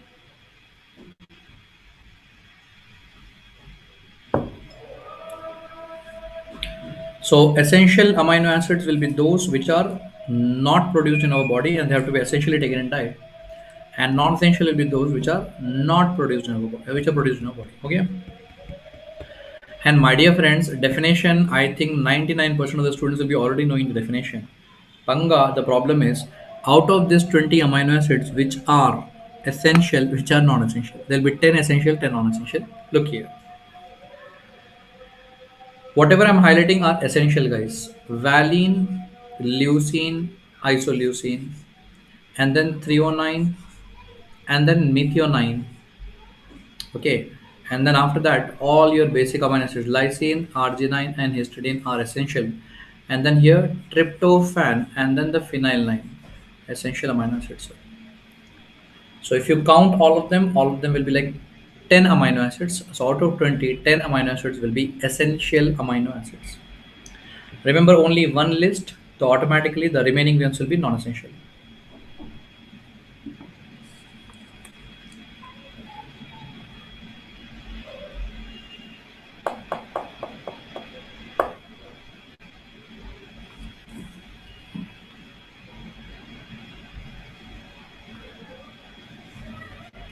Hope you're done. Now, once you're done with the essential amino acids, guys, yeah, for this now we are having like one very famous mnemonic for this one here. Which are the essential amino acids? Remember, like TV till 8 p.m. Okay, TV till 8 p.m. That's the mnemonic for that. And afterwards, you can see the full form of that one, guys. Okay, so all these are the essential amino acids which I have highlighted in yellow color, and that will be you will be able to remember that as TV till 8 p.m. TV till 8 p.m. करके याद रख लो. अच्छा, now let me tell you one of the latest question that is asked in the exam. Everyone learned essential amino acid, everyone learned non-essential amino acid, and they went for writing MC exam. And the MC exam, that fellow is asking which are semi-essential amino acids. Semi-essential amino acid. Oh my god, latest question. So write down there, guys. There are two semi-essential amino acids, sir. There are actually two semi-essential amino acid. Example. One will be your arginine, another one will be histidine. So arginine and histidine are semi-essential amino acids, sir. Okay, arginine and histidine are the semi-essential. Achha, what is the meaning of semi-essential amino acid? They are not always required in more quantity. Remember, they are required during, yes, or they are required in growing children, the children about the age of 7 to 8 years, growing children, and they are required during lactation. So, by this, we can understand that they are not always required. From here, we can understand that they are not always required in much quantity. They're required in growing children around the age of 7 to 8 years, and they're required in pregnancy, and they're required in lactation. Which amino acids, guys? Number one, arginine, and number two will be your histidine. So, arginine and histidine. These two are required during growing children, on pregnancy, and lactation. That is why they're known as amino acids. Done. So, therefore, my dear friends, important thing I hope you're completely understanding right now is the examples. Examples. And now, welcome to the classification number three. Classification number three of the amino acid, and the last one, the third one, is based on metabolic fate. Based on metabolic fate. That means based on metabolism. Some of the amino acids will undergo metabolism, and after undergoing metabolism, they are going to form glucose. Glucogenic amino acid. कुछ याद आ रहा है yesterday's topic? Yesterday's last topic, gluconeogenesis. I already told you all amino acids can form glucose except to leucine and lysine. याद है? So some of the amino acids will undergo metabolism to form glucose, glucogenic. Some of the amino acids will undergo metabolism to form ketone bodies, ketogenic. And some of the amino acids are going to form both of them. So there are three categories. Write down this. Number one category, you write down ketogenic amino acid. I'll tell you the reason why I'm making you write like this in this order, sir. Ketogenic amino acid. That means those amino acids which forms what, sir? Ketone bodies. ठीक है ना? Amino acids metabolizes to ketone bodies. So if they are forming ketone bodies, they are ketogenic amino acid. Examples. Examples I don't even have to teach you. You already know. One will be leucine. Another one will be lysine. Okay. Are you understanding your planning? All amino acids can form glucose except leucine, lysine. Why they are not able to form the glucose? Why? Because they are undergoing metabolism to form ketone bodies. Number two category, write down there as both glucogenic and ketogenic, sir. Glucogenic and ketogenic amino acids. Glucogenic and ketogenic amino acids. Now from the name itself, you can understand the amino acids are able to form both glucose and ketone bodies. What are the example? Remember, all aromatic. What are aromatic amino acids, sir? Tyrosine. Number two, there will be tryptophan. And number three, there will be phenylalanine. Tyrosine, tryptophan, and phenylalanine. Tyrosine, tryptophan, and phenylalanine. Along with that, you include isoleucine. That's all. So I always advise the students to remember like this, guys. Remember aromatic amino acid along with isoleucine. Aromatic amino acid along with isoleucine. That's all. And these are actually two of the examples here, sir, ketogenic. And these are only the four of the examples which are glucogenic and ketogenic. And right on the third category, I request all of you not to learn that. Just write down there as glucogenic amino acid and just write down there the rest all. Okay. So there are totally 20 amino acid. Out of 20, this 2 and this 4, that means 6. Remaining 14. All of them come under which category only? Glucogenic. And who is going to learn that long list, sir? Take it easy, chill. This is the best way to learn. So I'll tell you all the tricks how to learn that one. Please follow them. So जो थोड़े बहुत है, which are fewer ones, you learn that, and remaining everything, they come under which category, guys? Glucogenic amino acids. Are you getting my point here right now? So these three classifications you have to become perfect. Don't worry about definition, these and that. That is only for our background story. Once you are perfect with that one, guys, hello. Important thing is classification. Three classification. Number one, based on structure. Based on structure, 7 groups. Number two, based on nutritional requirement, whether we require in nutrition or not. Essential, non-essential, semi-essential. And number three is based on metabolic fate. Some are forming glucose, some are forming ketone bodies, some are forming both of them. And every time, what is the only thing required, guys? Example, example, example. That is what they will ask you in the exam. I hope this is done here right now.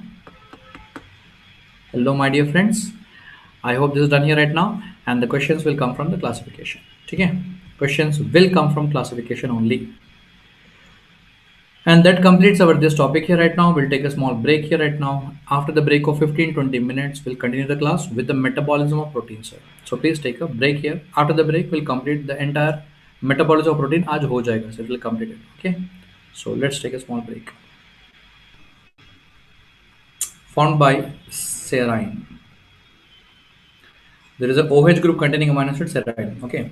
Some of the students are thinking that selenocysteine is formed from selenium, and some of them are thinking that it is formed from cysteine. It's neither from selenium nor from cysteine. Remember, selenocysteine will be formed from where, sir? Serine. And point number two, you have to remember the codon which is going to code for this amino acid. It is one of the stop codon, guys. You remember stop codons or nonsense codons? UAA, another one is UAG, another one is UGA. So there are like three stop codons, and out of the three stop codons, yes, it's UGA. Selenocysteine will be coded by UGA, the codon for that. So these 2 points you have to remember about 21st amino acid, guys. After that, remember about 22nd amino acid. Now, what is the name of 22nd amino acid? It will be pyrolysine. 22nd amino acid will be pyrolysine. And for pyrolysine, just remember one thing, the codon. And which codon? Again, it is a stop codon. And that will be UAG. UAG code for pyrolysine. So that's all. So this is like, something like updated information that you have to remember. Till now, amino acid, selenocysteine, and 22nd amino acid, pyrolysine. We don't have much information about them. Whatever I told you, just remember that. That is more than enough. Okay. So 21st amino acid is selenocysteine and 22nd amino acid will be pyrolysine. I told you nothing much information. Whatever I said, you just remember that. Okay. Okay. And now, once you are done with this one, like definition of amino acid, classification of amino acid, everything is done. And now let's begin with the next.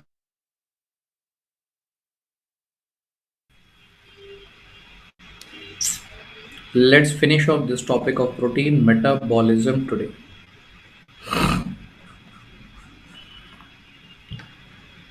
And in this protein metabolism, first of all, let me give you the entire overview. Okay, what are we going to learn right now? Okay, now, as usual, I'm going to start from the scratch. So, my dear friends, imagine this one to be esophagus, and this will be your stomach here right now, guys. And now, for example, today we are going to consume the protein-rich diet. Yesterday we have consumed carbohydrate rich diet. Yesterday we had rice, chapati, vegetable, fruits and all. And today we'll have like protein rich diet, sir. All the non-vegetarian part, chicken, mutton, all that proteins. Now once you consume the protein will go to the stomach and intestine and will get digested. Now let us see about the digestion. Digestion में क्या होता है? Whatever proteins you are consuming, those proteins are going to get digested. And digested to form what, sir? They're digested to form the amino acids. So proteins will undergo digestion to form amino acids. And now what is going to happen to these amino acids? They will be absorbed. Absorption hoga. And now, my dear friends, I told you already, like from today onwards, the moment you listen the word as amino acid, that picture should come in your mind, sir. Carbon in the center with the four bonds, and then there will be carboxylic acid group and amino group, NH3 plus. Hydrogen here and the alkyl group here, sir. So I have consumed the proteins are digested, and now I got the amino acid. Now, what is going to happen with this amino acid? The first thing that you have to remember is this amine group will be removed. Okay. And we all know in biochemistry, whenever there is a removal means D, and removal of amine group, deamination. And this amine group will be actually removed in the form of NH3. And what is that NH3, guys? NH3 will be ammonia. So first thing after coming inside our body, what is going to happen? The amine group will be removed in the form of ammonia. And once that is done here right now, whatever this remaining carbon skeleton is present here, this remaining carbon skeleton is known as the keto acid. इसको हम कह रहे हैं keto acid ठीक है ना so amino acid the amine group will be removed in the form of ammonia and the remaining carbon skeleton is nothing but the keto acid. And now, my dear friends, forget about keto acid for now. I want to learn what is the fate of ammonia. Can anyone tell me what is the function of ammonia, guys, in our body? Hello, everyone. Try to answer me right now. What is the function of ammonia inside our body?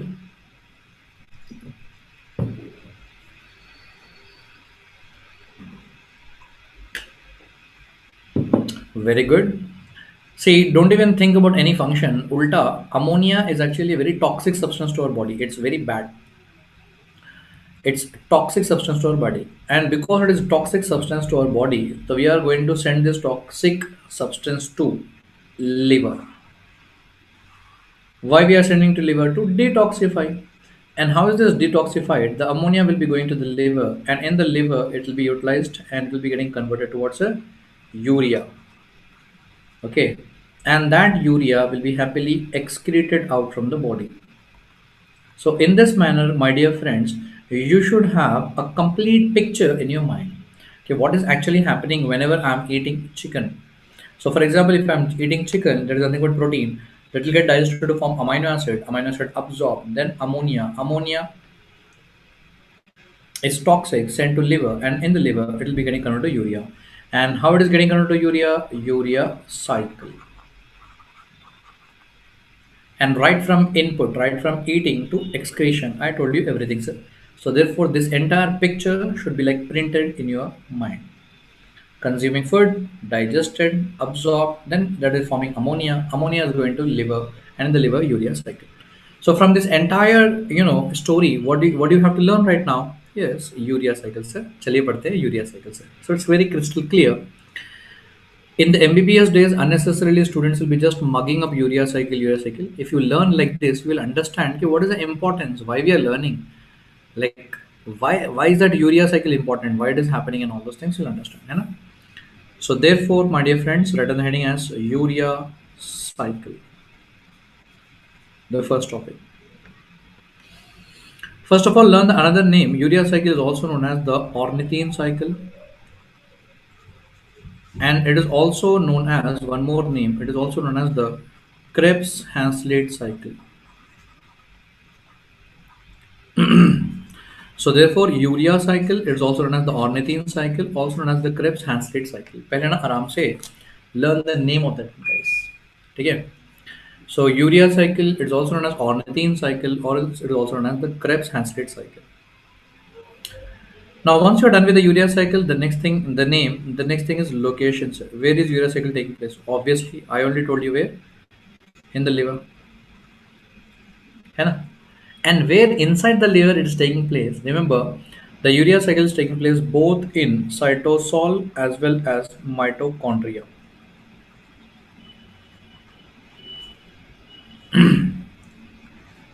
Okay, location of the urea cycle. Urea cycle is taking place both in the liver, and in the liver it's taking place both in the cytosol and mitochondria. I think, guys, till now you are understanding like so many pathways you have completed since yesterday. So if you are understanding this one right now, तो आपको क्या करना होगा पता है? What you have to do, all the pathways you have to make a list of them, write down the names, and then write down their location, where are they taking place. These are the places from where the questions will be asked. Understanding here. So not only the pathways, we have to even write down the name of the pathway, the location of the pathway, the rate limiting enzyme. So keep on making the list of that. So at the end of this, biochemistry, I'll give you one LMR, last minute revision like thing. It's hardly like only 3 pages that I made for the last session. Students, I'll even forward it to you in the group. And guys, just study that. That will be more than enough. Entire biochemistry is like concised in only 3 pages. Is it okay? So in that, you'll be having all that proper tables made and all, and you'll understand the importance of that. Okay. Fine here right now. Now. So the urea cycle is also known as ornithine cycle. Ornithine cycle is also known as the Krebs-Hanslade cycle. Name done, location done, and now welcome to the reactions. Guys, the reactions are so simple. There are only five reactions. So I want you all to write down the five reactions and learn them now. Now, अभी के अभी, ठीक है ना? तो चलिए sir, start writing and start learning now. First of all, you'll be having ammonium ion. What is ammonium ion, sir? NH4 plus, and that ammonium ion is going to combine with carbon dioxide.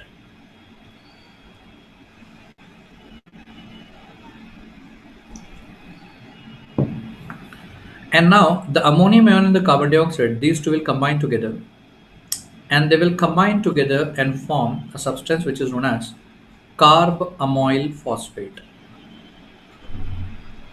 Carbamoyl phosphate. ठीक है? Ammonium ion along with the carbon dioxide, these two will combine together to form what's a carbamoyl phosphate. And the name of the enzyme is so simple here.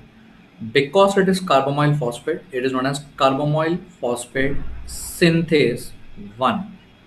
So it's like your favorite one, so easy name of the enzyme. Carbamoyl phosphate synthase 1. So CPS 1. Okay, first reaction. In the second reaction, the carbamoyl phosphate is going to combine along with ornithine,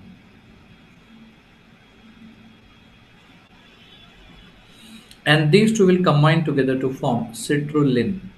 Okay. Carbamoyl phosphate combines along with ornithine to form what's a citrulline. And what is the name of the enzyme here? The name of the enzyme here will be OTC. Now here, what is the full form of OTC, guys? O for ornithine, T for trans, and then C for, it's actually carbamylase. Carbamylase. Is it okay? Ornithine trans carbamylase. Ornithine trans carbamylase. Is it okay? Are you all done? And now, once you are done with this citrulline here right now, guys, the next thing will be, yes, combine this citrulline along with the third substance one more, and that will be your aspartate. So citrulline combines along with the aspartate, and these two together will be forming the arginosuccinate.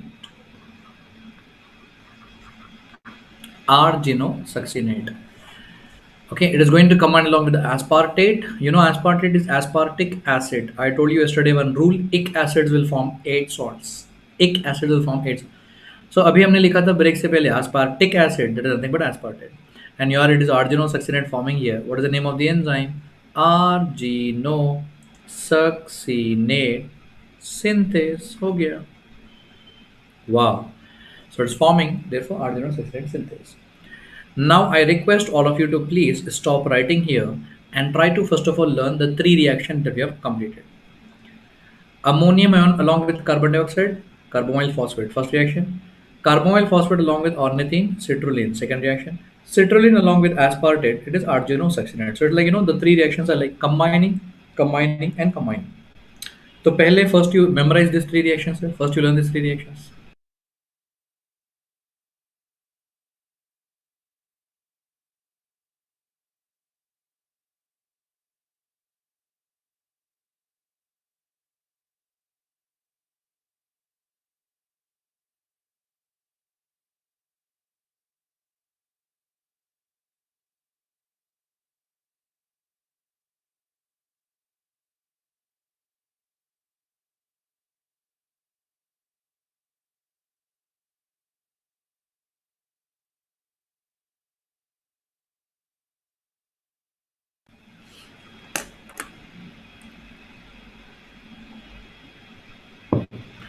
Rohit, CPS1 means carbamoyl phosphate synthase 1.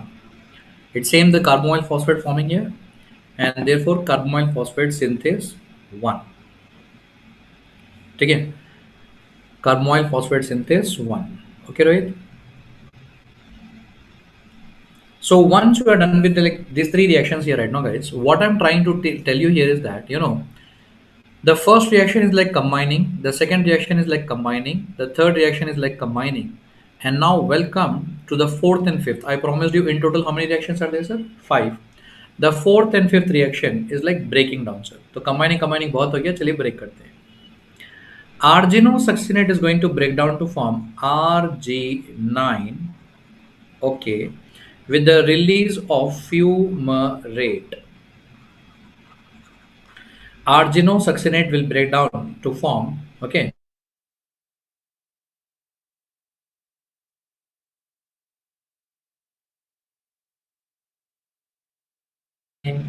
जब कभी आप break करते हो तो साथ में क्या लगाना होता है? S, S. Breakdown of lactose, lactase. Breakdown of maltose, maltase. So anytime whenever you are breaking down, always you have to attach what's the A's. So now it is a breakdown of arginosuccinate. So therefore arginosuccinase. आसान है. And finally this is actually urea cycle है. तो क्या होगा sir? Arginine will again break down to form back ornithine. वापस ornithine form होगा with the release of a substance and that is known as urea. Till now in the urea cycle urea form नहीं हुआ है, तो पक्का it has to be urea only. तो arginine will break down to form ornithine and urea. And again it is breaking down. What is the name of the enzyme? Arginase. What is the name of the enzyme, sir? Arginase. Okay, that's all. And again what is going to happen? This ornithine will combine with the carboxyl phosphate. ये दोनों combine होंगे. These two will combine to form citrulline. It will continue. That's your urea cycle. Hardly 5 reactions. Okay, come on, learn that, guys. I want you all to learn all the 5 reactions now. First 3 reactions are like combining, and the last 2 reactions are like dividing, breaking. So, okay.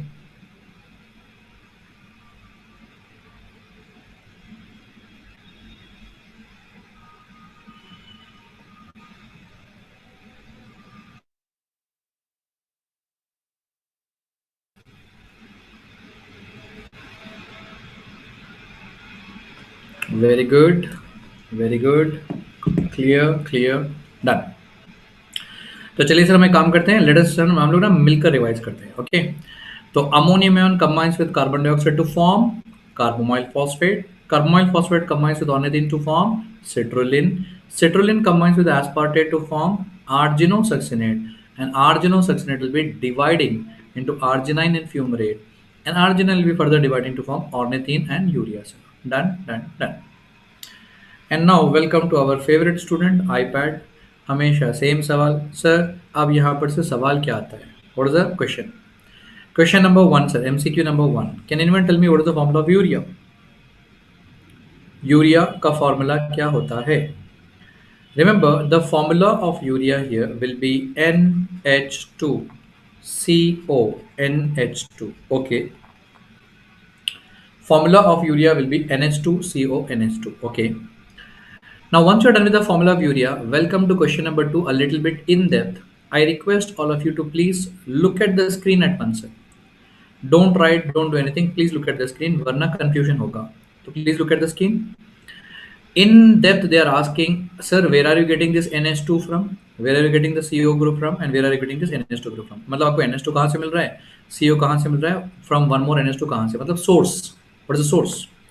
So my dear friends, remember, in the very first reaction we have added NH2 here, and that NH2 is going through reaction number 1, 2, 3, 4 and 5, and finally you are getting this first NH2 here. Okay. So ammonium ion is contributing the first NH2. In the very first reaction we have added carbon dioxide here, and that carbon dioxide is coming here and contributing to CO. Okay, fine. And now till here average MBBS student is easily able to understand, but the biggest question here right now is that where is this second NH2 coming from? Remember, in the third reaction we have added aspartate. Here what is the meaning of aspartate? Aspartate is nothing but amino acid, है ना? And from today onwards, amino acid, carbon in the center with the 4 bonds. That picture should come in your mind. Carboxylic acid, CO minus, and the amino group NH3 plus. That means if you're adding aspartate, you're adding amino acid. Amino acid will have amino group. Acha. Indirectly, you're adding what get this amino group, and that will be contributing the second NH2. So that sources are very, very much important. Is it okay? So therefore, let us please write down here below the diagram. Diagram के नीचे हम लोग यहाँ पर ना लिखते हैं, लिखिए sir, sources of urea. Now, what are the sources of urea? Formula of urea is NH2CONH2. The first NH2 group is obtained from ammonium ion. The CO group will be obtained from CO2, and the second NH2 group is obtained from aspartate. iPad 3 once again, please. Sir, that's what, sir. Please follow my instructions. Whenever I'm telling you, please look at the screen. You have to look at the screen. Things are not that easy. I know where the students will be getting confused and all. इसीलिए मैं आपको बोलता हूँ कि ध्यान से देखो.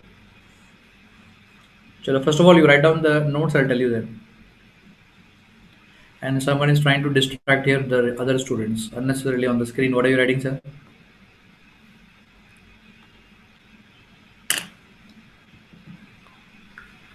Just first of all, you write down there, and then I'll tell you. I'll repeat that one, sir.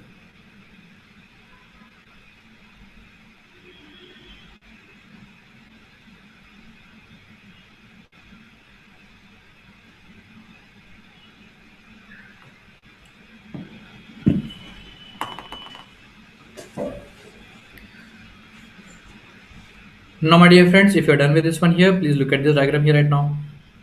Now, in this diagram here, you're able to see here right now, guys. This will be the ammonium ion here right now, and this ammonium ion is coming through all the reactions 1, 2, 3, 4, 5, and then finally forming NH2. Carbon dioxide is coming from here, and finally it is giving rise to CO group. And then aspartate is an amino acid, and it is having amine group, and that is contributing the second amine group. So the sources are important. So first the formula is important, and the second the sources are important. I hope you all understood right now at least.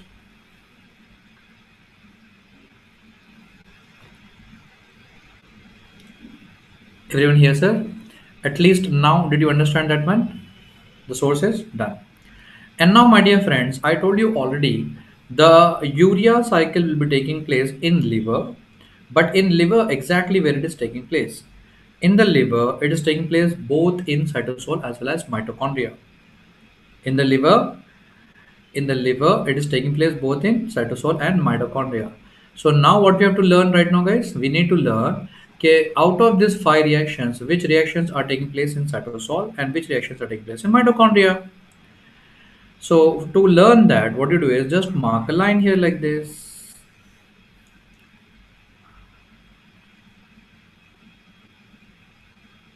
And now if you're understanding my diagram, yes, the first reaction and the second reaction are taking place in mitochondria,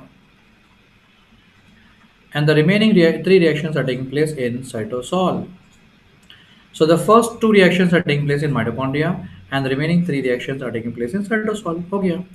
Now every question possible has been covered. Done. Let them ask anything in urea cycle. We know the other names of the urea cycle. We already know the location of the urea cycle. कि urea cycle कहाँ पर हो रहा है? It is taking place in liver and all. And we know the 5 reactions.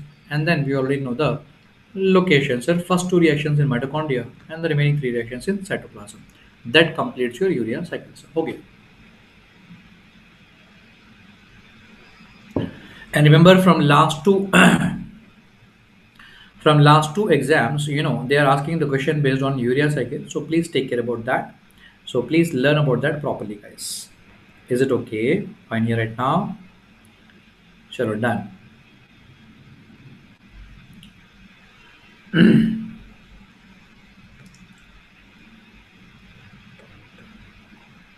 Okay, sir, done.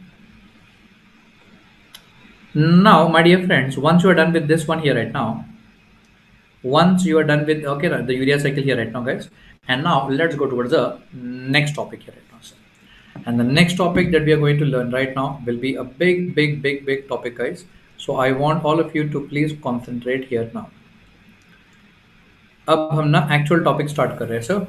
So please write down the heading there as the metabolism of aromatic amino acid.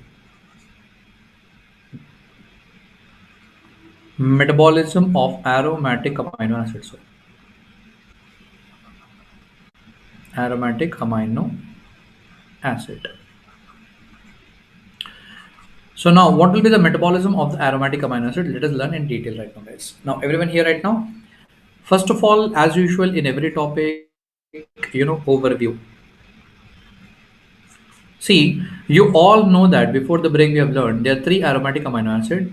Yes, number one aromatic amino acid here will be the tyrosine, and then you have got the tryptophan, and then we have got the phenylalanine. There will be tyrosine, tryptophan, and the phenylalanine. These three are the aromatic amino acid. Guys, I want you all to concentrate here right now. Rate limiting enzyme in urea cycle will be CPS1, carbamoyl phosphate synthase 1, CPS1. Some people are asking what is the rate limiting enzyme in urea cycle. Remember, the rate limiting enzyme in urea cycle will be CPS1, carbamoyl phosphate synthase 1. Okay, yeah.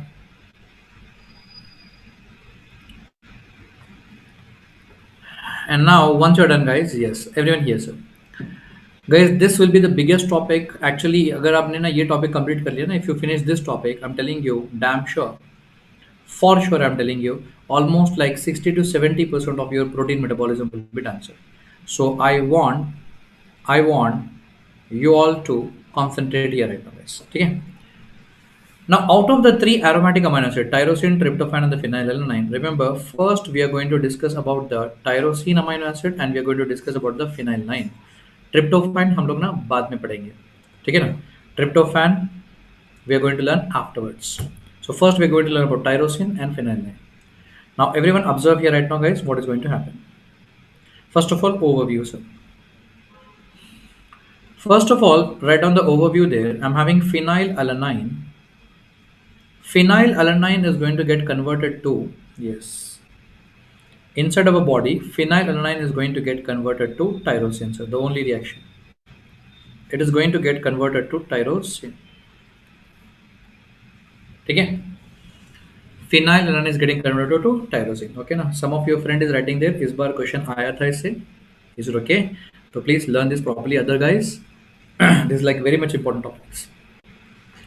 Now, how is the phenylalanine getting converted to tyrosine? It's very simple, only one reaction. Yes, addition of OH group. Guys, OH group, the name of the OH group will be hydroxyl group.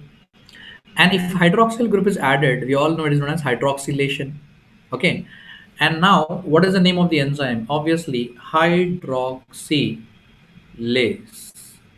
And what is the full name of the enzyme? मैंने क्या कहा था साथ में? Substrate का नाम लगा दो. Along with that, the name of the substrate. Phenylalanine hydroxylase. Okay. In short, PAH. Wow. Done. Easy.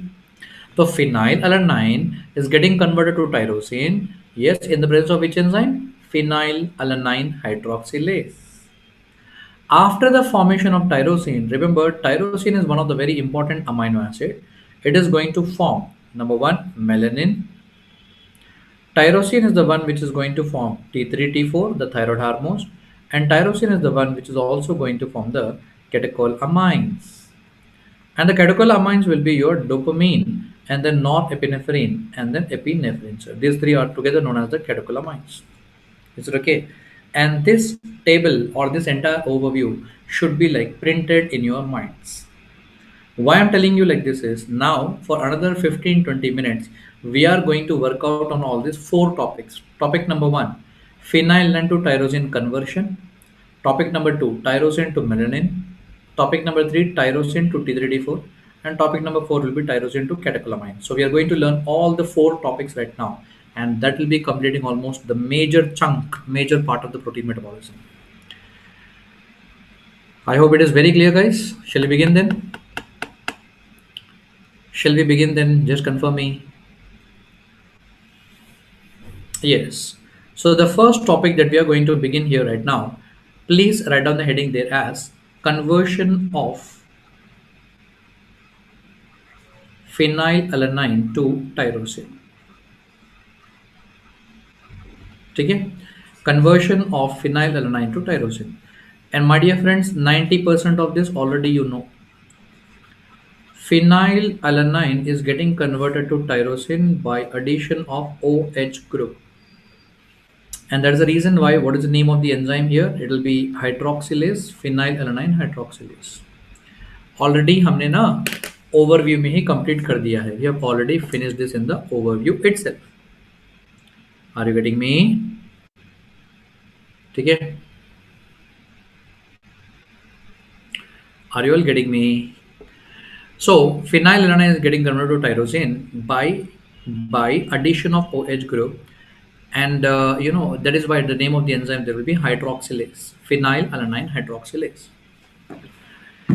And now my dear friends, why am I teaching you this again here right now? Now the question here is, who is adding this OH group? There is a substance which is known as tetrahydrobiopterin. And after adding the OH group here, two hydrogens are removed, it will become dihydrobiopterin. That's all. This is what all you have to remember about this reaction, guys. Done, done, done. Okay. So phenylalanine is getting converted to tyrosine by the addition of OH group, and the OH group will be added by a substance which is known as tetrahydrobiopterin. And after adding the hydrogen, it will become dihydrobiopterin. So that's all. Now this is easy. And now welcome to the $1,000,000 point. In some unfortunate babies, this enzyme will be deficient. थोड़ा सा common sense लगाइए. If this enzyme is deficient, this reaction will not occur. If this reaction doesn't occur, phenylalanine levels will go up. Phenylalanine will be elevated because वो reaction नहीं होगा. And when phenylalanine increases in our blood, it will also go in the urine, and that condition is known as phenylketonuria. Okay, so please write down there as clinical correlation. The name of the disease is phenylketonuria. In short, बड़े प्यार से हम इसको ना PKU कहते हैं, ठीक है. The name of the disease is phenylketonuria, sir, PKU.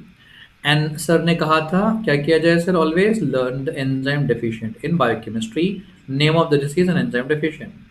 What is the enzyme deficient in phenylketonuria? It is PAH. Wow, very simple.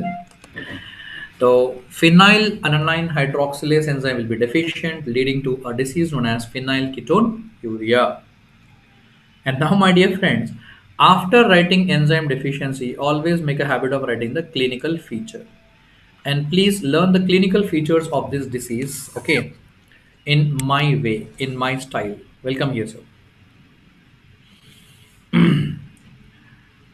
Okay, you people continue there itself, sir. You write on the notes there only. I'm writing it actually here right now. Okay, तो आप वहीं पर continue कीजिए. Now there is a deficiency of this enzyme phenylalanine hydroxylase. This reaction will not occur. Phenylalanine levels will go up, and what is going to happen? Phenylketonuria. Now, what are the clinical features of phenylketonuria? इसके clinical feature क्या होगा? Now, my dear friends, think forwards. If this reaction doesn't take place, no tyrosine. If there is no tyrosine, no melanin. Okay. समझ रहे हैं? Now you will realize the importance of this overview. ये मैंने आपको overview क्यों पढ़ाया था, अब आपको समझ आएगा.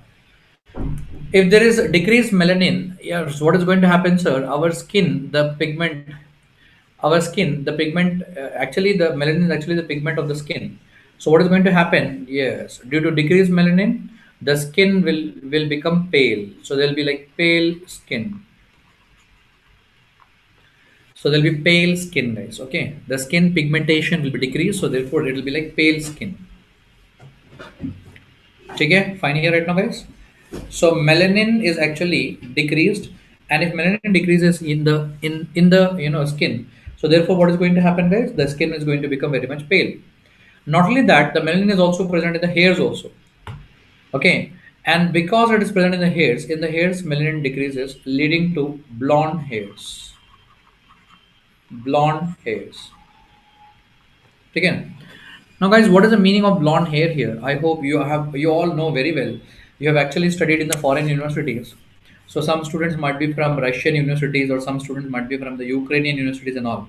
In those countries, I think you have seen. I'm just telling for the study purpose. I think you have seen the girls. Their hairs will be like golden brown or golden yellow in color, And that golden yellow color hairs, those golden yellow color hairs are known as the blonde hairs. So there'll be pale skin and the blonde hairs. Okay. Svetlana Maria Lera, भाई किसका नाम है यार, girlfriend का नाम है क्या? Okay. तो समराइज इज राइट. अच्छा, Subhash is writing yes sir, देखा है. वेरी गुड सुभाष, सिर्फ देखो, एक्सपेरिमेंट मत करो, ठीक है. So there will be decrease melanin. जब स्किन में मेलानिन की कमी हो जाती है, the skin will become pale and the blonde hairs. Okay, I think now it looks like the disease is very good, right? मस्त डिसीज है ना. Disease is very nice. Our skin is becoming pale. Who doesn't want a pale skin, है ना?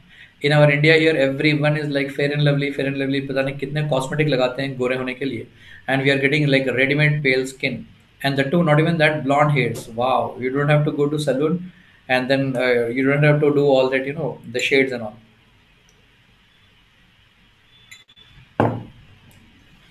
So this is like very good disease, है ना? Pale skin, the skin is becoming pale, and the hairs are like naturally blonde hairs, golden yellow color. Start praying from today onwards, है ना?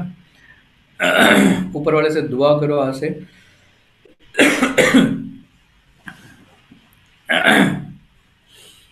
किस कि हमको ना फिन एंड ग्रीन हो जाए, pale skin, blonde hairs, very nice. अब सुनो ध्यान से आगे भी थोड़ा सा ना, like listen here right now. If there is no tyrosine, there will be no melanin. Not only that, yes, there will be no T3D4 also. And T3D4, T3D4 thyroid hormones are required for development of nervous system. When you learn physiology, in physiology there are like so many functions of thyroid hormones. There are like so many functions of thyroid hormones. Remember, my dear friends, out of that so many functions of thyroid hormone, one of the function, proper development of brain in growing children. Okay? And if there is no T3D4, no proper development of brain to such an extent that the patient will be like mentally retarded. Wow. Now will you pray? No. है ना? Even though you're having pale skin and even though you're having like blonde hairs, वो सब waste है यार. Why? Because you're mentally retarded. ठीक है जी? So don't even the clinical features instead of just simply mugging up. Don't mug up. Acha, we are done with the skin, we are done with the hairs. Now, what about the odor? Yes, these people will be having like mousy odor in the urine. Mousy odor in urine. Now, what is that mousy odor, sir? Mouse means mice, nothing but rats or rodents. तो वो rodent वाली जैसी smell होती है ना, वो वाली smell होती है urine में से. Are you getting a point here right now? So pale skin, the blonde hairs, and these people are like mentally retarded, and they'll be having like mousy or musty odor. Are you okay with that? So that is what that you have to remember regarding phenylketonuria. One of the very important thing, and one of our friends just now told us, one of our colleague told us there was a question from here. So take care about that. ठीक है बच्चों. So So, my dear friends, we are done with the first topic according to our planning, sir. Phenylalanine to tyrosine conversion normal, and if this enzyme is deficient, leading to phenylketonuria, and how to learn the clinical features in the easiest manner. That completes this topic, first topic. Let's go to the second topic, sir. Tyrosine to melanin formation. Second topic. So, heading लिखो sir. Formation of melanin.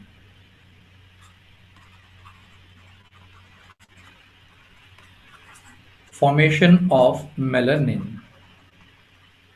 And this is like very easy topic, sir. So we are having tyrosine, and tyrosine is going to form melanin by only and only one reaction. And that too, that enzyme is so easy. The name of the enzyme will be tyrosinase. आपको सिर्फ S लगाना होगा. So tyrosine in the presence of tyrosinase enzyme is going to form what's a melanin. Melanin form होता है. Done. Now welcome to the clinical correlation. In some people, unfortunately, this enzyme will be deficient.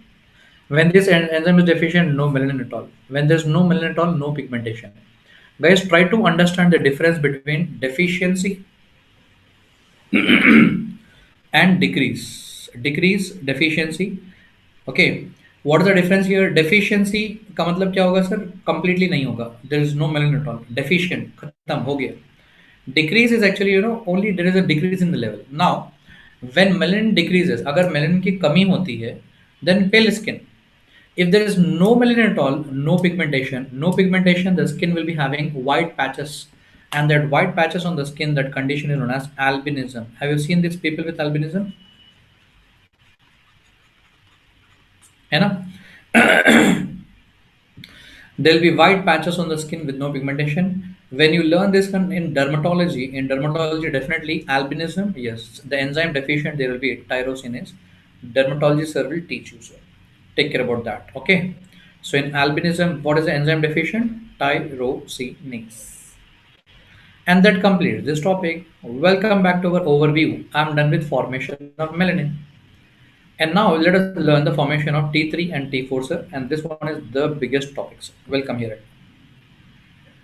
Yes, Singh. Someone is asking, what about vitiligo, sir? Yes, of course.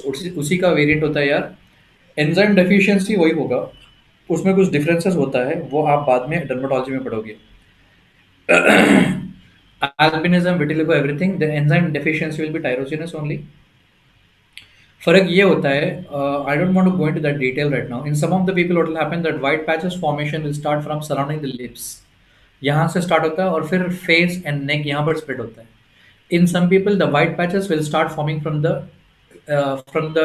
the fingers. यहाँ से फॉर्मना start होता है. So that is what is albinism and vitiligo. आराम से पढ़ लेना dermatology में. ठीक है जी. Now let us go to the next topic right now. Heading लिखो sir, formation of T3 and T4. The formation of T3 and T4 thyroid hormones. Let's learn this one in detail from the very beginning, from the scratch. Now, my dear friends, I'm going to start from the scratch right now. Imagine this one to be your thyroid gland here right now. Now, from the thyroid gland, the hormones produced, there are three of them, guys. Number one, T3, number two, T4, and number three, there will be calcitonin. Okay, so there are three hormones produced from the thyroid gland. So T3, T4, and calcitonin. अब हम क्या करेंगे ना, slowly we'll keep on going in depth of the topic. Let's go and see inside the thyroid gland what do you have. Inside the thyroid gland you'll be having like round follicles. Okay, and these follicles will be lined by certain cells. Inside the thyroid gland you'll be having like round follicles, and these follicles are lined by cells, and these cells are known as the follicular cells. What are these cells known as, sir? Follicular cells. And in the center of this there will be a cavity, and that cavity is actually known as the follicular cavity. Follicle is lined by cells, and those cells are known as the follicular cells. And these follicular cells in the center, they'll be lined by a cavity, and that cavity is known as the follicular cavity cell. Okay, follicular cavity. Okay. And now apart from these follicular cells and follicular cavity, there'll be certain cells which are present outside the follicle also, surrounding them, and these cells will be known as the parafollicular cells. Para means surrounding the follicle will be having parafollicular cells. And these parafollicular cells, they're also known as C cells. Okay, that means inside the thyroid gland we are having like two types of cells. One will be follicular cells, another will be the parafollicular cells. Follicular cells and parafollicular cells. Now, as a doctor, you have to always remember that follicular cells are the one which are going to form the hormone T3 and T4, and parafollicular cells are the one which are going to form the hormone calcitonin. That is why they are also known as the C cells, guys. Okay. Follicular cells are going to form the T3 and T4, whereas the parafollicular cells are going to form the calcitonin, guys. That is the first point you have to remember as a doctor always. Okay, so thyroid gland, and inside the thyroid gland you'll be having follicular cells and parafollicular cells. Follicular cells are going to form T3 and T4, and the parafollicular cells are going to form calcitonin. Okay, done. And now, welcome to our topic here right now. What is our topic? Our topic is actually about formation of T3 and T4 from follicular cell. तो चलिए हम एक काम करते हैं. मैंने क्या कहा था आपको? Let's zoom in. तो now let's learn more conceptually. अब थोड़ा और डेप्थ में जाते हैं. Let's go deep and see inside the follicular cell. So first thyroid gland, inside the thyroid gland follicular cell, then inside the follicular cell T3 T4 कैसे form होता है चलिए देखते हैं सर इन डेप्थ. ठीक है. So imagine that this one is a follicle here, sir, and this is follicle which is lined by follicular cell.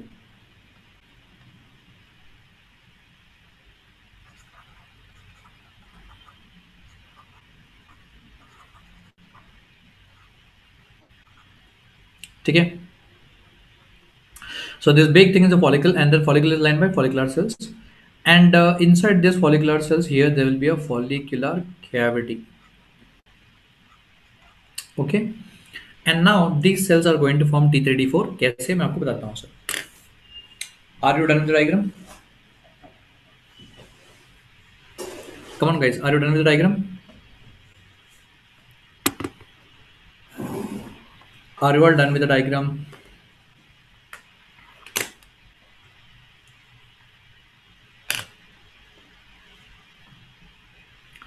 Chalo.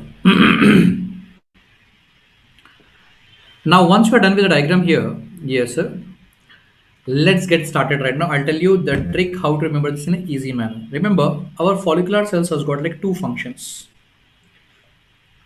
These follicular cells have got like how many functions? Or two functions. Function number one, they are going to form a protein, and the name of the protein is thyroglobulin.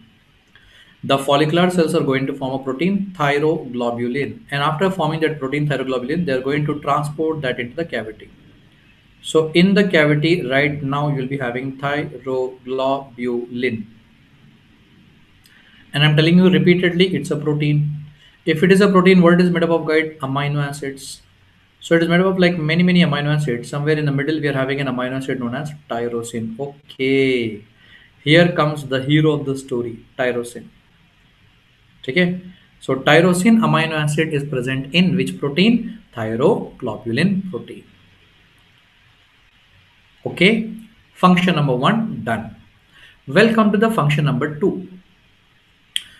So I repeat again, guys, what is the function number one of the follicular cell? Follicular cell is going to synthesize thyroglobulin, and they are going to transport the thyroglobulin into the cavity.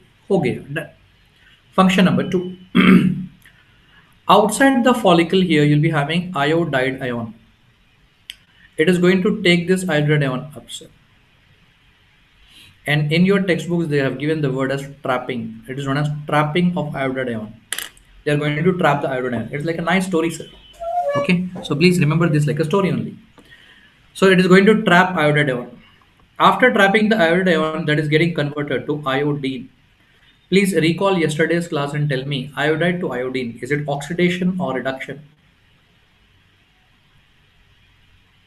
Very good. It's -1 here to 0. -1 to 0 will be, yes, increase in oxidation number, and that is why it is oxidation. And remember, this oxidation here is done with the help of an enzyme. The name of the enzyme will be TPO. Very important one for your pharmacology. Thyroperoxidase. So the name of the enzyme here will be thyroperoxidase enzyme, sir. And with the help of that thyroperoxidase enzyme, what will happen? Oxidation will occur. Iodide is getting converted to iodine. Okay. And now this iodine will be now transported into the cavity. Okay, that will be transport, sir. Oh my God. Hello everyone. They are confusing in the textbook like hell. Studying this, the students are like, oh my God, पता नहीं क्या क्या पढ़ना है हमको. Trapping, oxidation, transport. यार कुछ नहीं है. मेरी नज़र से देखो. बाहर से आयोडाइड लो, उसको आयोडीन में कन्वर्ट करो, अंदर फेंक दो. ठीक है. बाहर से आयोडाइड लो और उसको आयोडीन में कन्वर्ट करो और अंदर फेंक दो. उसके लिए अंग्रेजी में, इंग्लिश में भारी भारी words. Okay. Trapping of iodide, oxidation of iodide to iodine, and then the transport of iodine into the follicular cavity. Oh my gosh. Okay. Whatever it is, take iodide, convert to iodine, and then transport it inside. Okay, someone wanted in Telugu.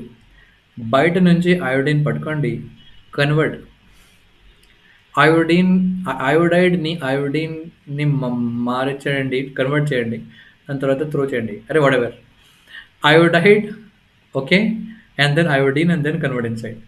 And now after coming inside, my dear friends, look here, inside the follicular cavity you are able to see here thyroglobulin and then iodine. चलिए sir दोनों को जोड़ते हैं, let's join them together, and that is known as in English coupling reactions. Oh my god, इन दोनों को हम जोड़ते हैं, कपलिंग रिएक्शन। यहाँ से देखो मस्त time pass. If one iodine will go and attach to tyrosine, it's going to form monoiodotyrosine.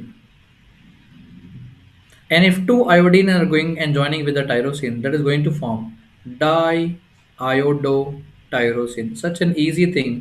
I don't know why some students lifelong they are going to just read this as MIT and read this as DIT. Oh my god. जिंदगी भर M I T D I T ना, ये short form ही रट्टा मारते रहते हैं। It's so simple, if one iodine attaches mono iodotyrosine, if two iodine attaches di iodotyrosine, हो गया। Now, if one molecule of MIT combines with one molecule of DIT, I mean to say monoiodo with diiodo, how many? Three iodine. So therefore, it is going to form triiodo. And here the name changes. Be careful, everyone. Thyronin. I repeat again. Triiodothyronin. And इसी को हम ना बड़े प्यार से T3 कहते हैं sir. ओए हाय हाय। So, my dear friends, right from our school days, we have been mugging T3, T4, T3, T4, T3, T4. Today, please learn the full form also. What is T3? Triiodothyronine.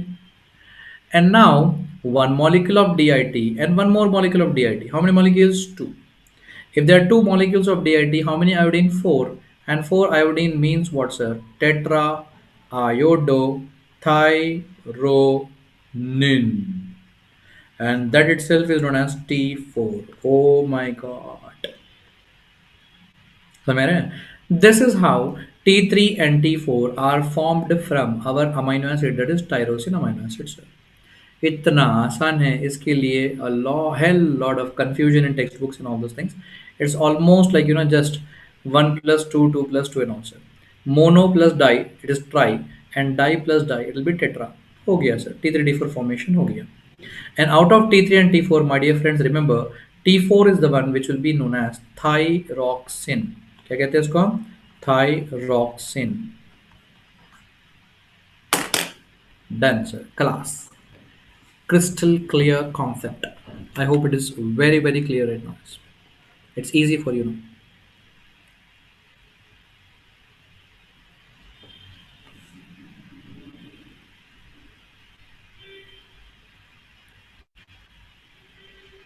Thank you. Yes, everyone revise the entire process from the thyroid gland. Starting से revise करो sir quickly. Revise quickly from the starting.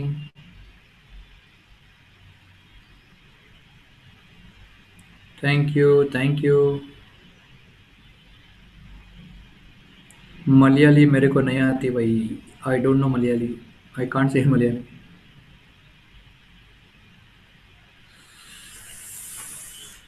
Titan is asking a doubt. Titan का doubt क्या है भाई?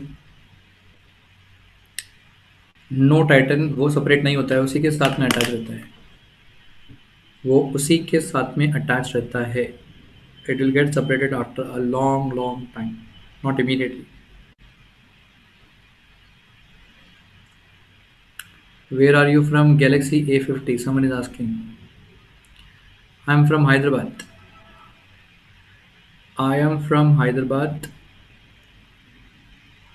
but nowadays based in almost Delhi.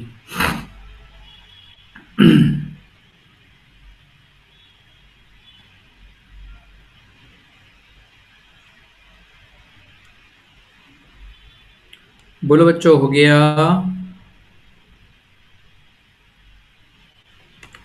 Tinu Sharma is asking something. आपकी वजह से miss join, are you still teaching? No, I am not teaching in mist. Bank account address सब हैदराबाद का है भाई। रेडमी रेडमी का ना ये रोजाना एक ही सवाल होता है sir, when will the class over? The class will be over by 11 o'clock। Gautam Nagar कब आ रहे हो? Very soon. Sir are you married? It's personal, and male is never married, a man is never married. When will you come to Kyrgyzstan? Sir बुला लो, जब बुला लो, जब आ जाऊंगा मैं। Sir why not teaching in MIST? Sir बताओ ना। अरे यार जाके उनसे पूछो ना।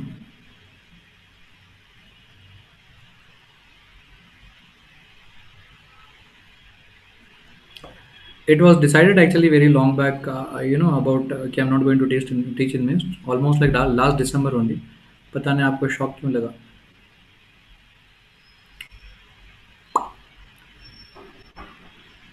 चलो गाइस, हो गया रिवीजन, हो गया।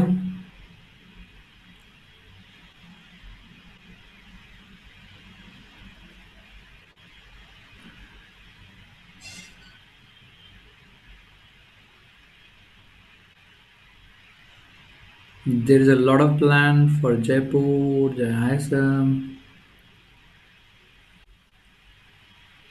Join नहीं इधर, कुछ नहीं पता नहीं यार। चलो आगे बढ़ते हैं यार।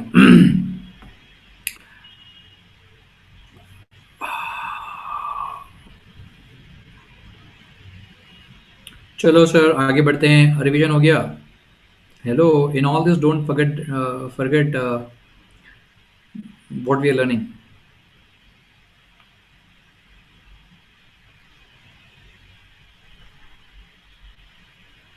हेलो माय डियर फ्रेंड्स, हो गया? चलो done. Now once you are done with this one here right now guys, please welcome back. हम क्या पढ़ रहे थे? हम पढ़ रहे थे टायरोसिन। एंड टायरोसिन हमने पढ़ लिया already sir. We are done with the formation of tyrosine, done. We are done with the formation of melanin, we are done with the formation of T3 and T4। ठीक है ना?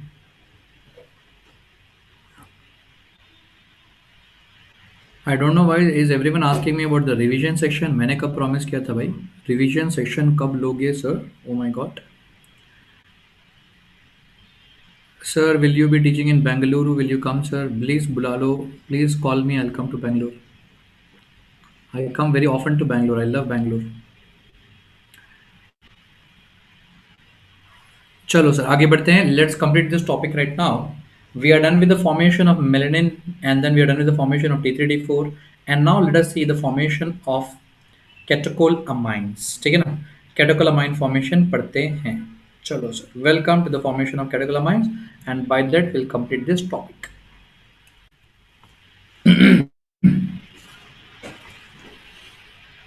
Okay, now welcome here right now guys. Let us learn about the formation of catechol amine. Formation of catechol amines। ठीक है? मैंने यार आपको ना already पहले बताया था। I told you already catechol amines are three of them, that is dopamine and then norepinephrine, another one is the epinephrine sir. So one will be like dopamine, another one will be norepinephrine, another one is epinephrine. There are three catecholamines. Now let us see the formation of the three catecholamines now, and this is like the easy topic sir. Okay, first of all I'm having phenylalanine, and phenylalanine, you add OH group will get converted to tyrosine. Phenylalanine, if you add the OH group, will get converted to tyrosine. So what is the name of the enzyme here, sir? If you're adding OH group, phenylalanine hydroxylase. Okay. In this tyrosine, you add one more OH group, and if you add like one more OH group, it is going to become what, sir? Dopa. Okay. And yeah, we are again adding OH group here. What is the name of OH group? Hydroxyl group. And hydroxyl group, again the name of the enzyme is hydroxylase. Tyrosine hydroxylase. I hope you people are writing like full forms. Phenylalanine is getting converted to tyrosine by addition of OH group, phenylalanine hydroxylase. Tyrosine addition of OH group, tyrosine hydroxylase, it is going to form dopa. Done, done, done. अब यार ये बताओ कि dopa का full form क्या होगा? सारे लोग इसे भी रट्टा मारते रहते हैं, जिंदगी भर डोपा डोपा डोपा करते रहते हैं। डोपा का फुल फॉर्म क्या बताओ? Look at my screen right now.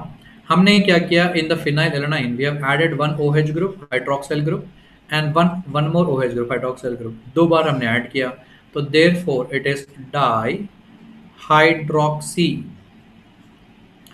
in which we have added the two OH group, phenylalanine. क्या बात है, easy. Dihydroxyphenylalanine. Addition of OH group two times in phenylalanine. So therefore it will lead to the formation of dihydroxyphenylalanine. Is it okay? Now guys, from this dopa, if you remove one carbon here right now, so अगर मान लो कि आपने यहाँ से एक carbon निकाल दिया in the form of carbon dioxide, it will become dopamine. क्या बन जाएगा? Dopamine. And what will be the name of the enzyme? If you remove the carbon, obviously decarboxylase. And which decarboxylase, sir? Dopa. Complete name of the enzyme is dopa decarboxylase. So remember DD, dopa decarboxylase. मेरी नजर से देखो, पहला कैटेकोलामीन यहाँ पर form हो चुका है। ओके, एंड नाउ फिर से वही पुरानी कहानी, dopamine add one more OH group, it is going to become what's norepinephrine. और अगर आप OH ग्रुप ऐड करोगे तो एंजाइम का नाम क्या होगा? हाइड्रोक्सिलेज। विच हाइड्रोक्सिलेज? Dopamine hydroxylase. मेरी नजर से देखिए, दूसरा वाला कैटेकोलामाइन फॉर्म हो चुका है सर, नॉरएपिनेफ्रिन। ठीक है जी, are you done? It's such an easy pathway. The catecholamines are formed in a very easy manner, guys. Okay.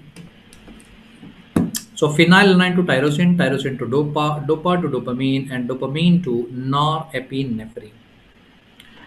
So addition of OH group, addition of OH group, and addition of OH group. So therefore, what is the name of the enzyme? Hydroxylase, hydroxylase, hydroxylase. And now welcome to the last and final reaction, norepinephrine to epinephrine. तो चलिए मैं काम करता हूँ, I'll continue the next slide.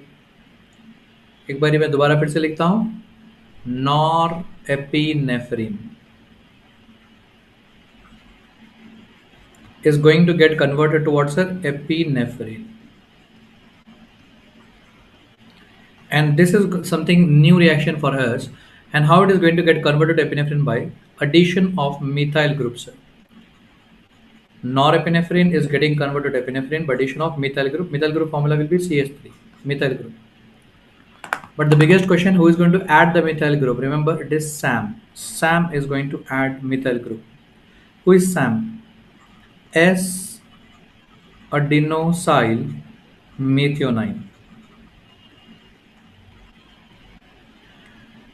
And after adding the methyl group here, the SAM is going to become SAH. What is SAH? S-adenosyl. H for heme. So after adding the methyl group, SAM is going to become what's a HOMO. So this is something really important.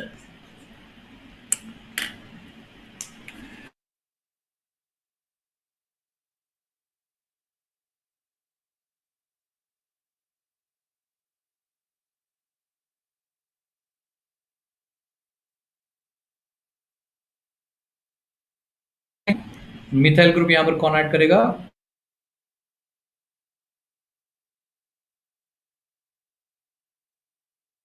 Adenosyl homocysteine.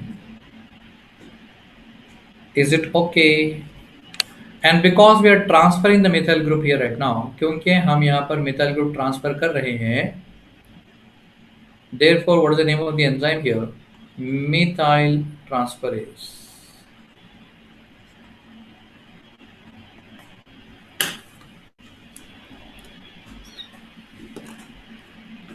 And by this, we are done with the formation of all the three catecholamines.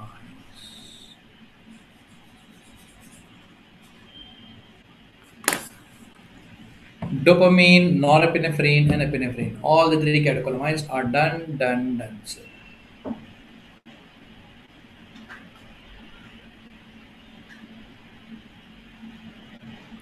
चलो बच्चों हो गया.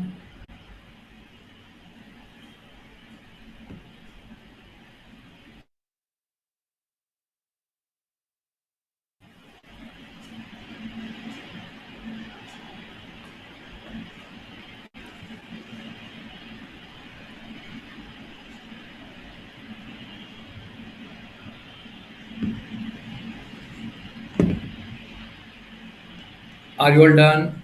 Chalo, very good. Okay. So therefore, the third topic is also done, guys. The formation of catecholamines. I'll just repeat this once more for you people here right now.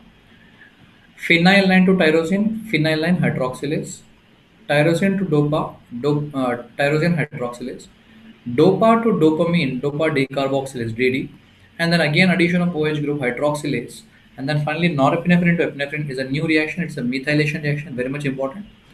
Has been asked many times in your MC exam. Norepinephrine to epinephrine will be by addition of methyl group. And who's going to add the methyl group? SAM. SAM is going to add the methyl group and it is going to become SAH, S-adenosyl homocysteine. So this completes your, this completes your this entire overview here at now, sir. Phenylalanine to tyrosine, tyrosine to melanin, and then tyrosine to T3D4 and tyrosine to catecholamine. Everything is done, sir. And now, my dear friends, welcome to the last and final thing. Now, please write on the heading there as degradation of tyrosine. Degradation of tyrosine.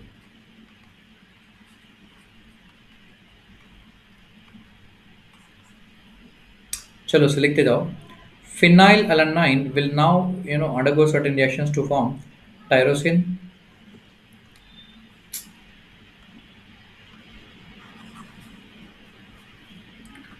Let me now teach you about degradation of tyrosine. Phenylalanine to tyrosine, already we know.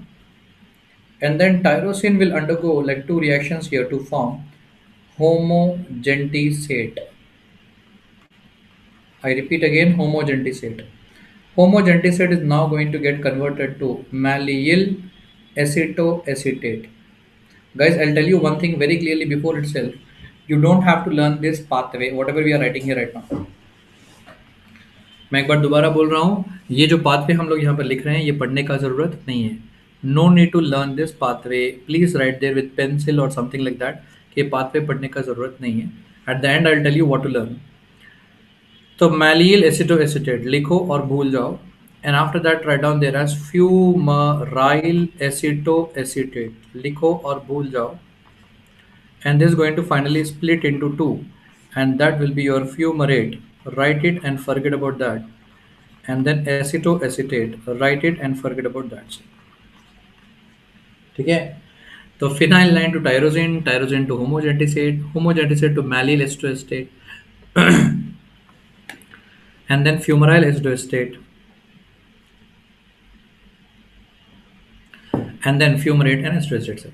तो लिखो और भूल जाओ sir, कुछ पढ़ने का नहीं है. तो why are you making us write down, sir? क्यों लिखा रहे हो? I'm making you write down for only and only one enzyme here. The name of the enzyme here will be oxidase. And what is the complete name of the enzyme here, sir? Homogentisate oxidase. ठीक है. और ये वाला आपको enzyme पढ़ना जरूरी है. क्यों? Why? Because this enzyme will be deficient in some people. Deficiency of this enzyme reaction नहीं होगा. If this reaction will not occur, homogentisate level will go up. Homogentisate levels will move up, and now they will start excreting in the urine. आप एक काम करना, do one thing here right now. When this is excreted in the urine, when this patient will come to you, collect that sample of urine.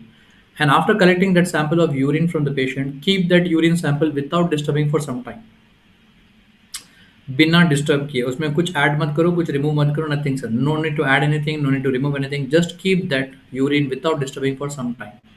The word used in your textbook will be urine on long standing. Urine on long standing. The color of the urine changes. Normally, our urine will be like normally like slightly yellowish in color. The color will change to black color or coke color, and that is actually known as the black urine disease. So please write down there the clinical correlation. What is the name of the disease, guys? Alkaptonuria. Alkaptonuria. It is also known as the black urine disease. And in alkaptonuria, black urine disease, what is going to happen? Again, the same thing, enzyme deficient. What is the enzyme deficient here, sir? It is homogentisate oxidase. And clinical feature, you can write down yourself, urine on long standing. Urine on long standing, comma, color changes to coke color. Color changes to coke color, coke color.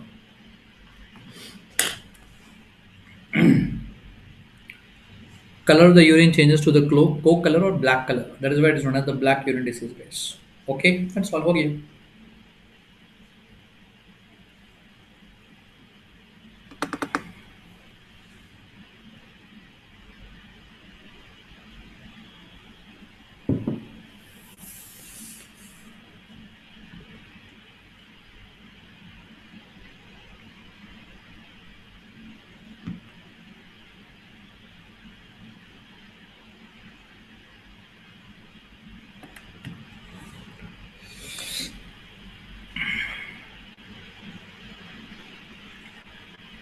Done.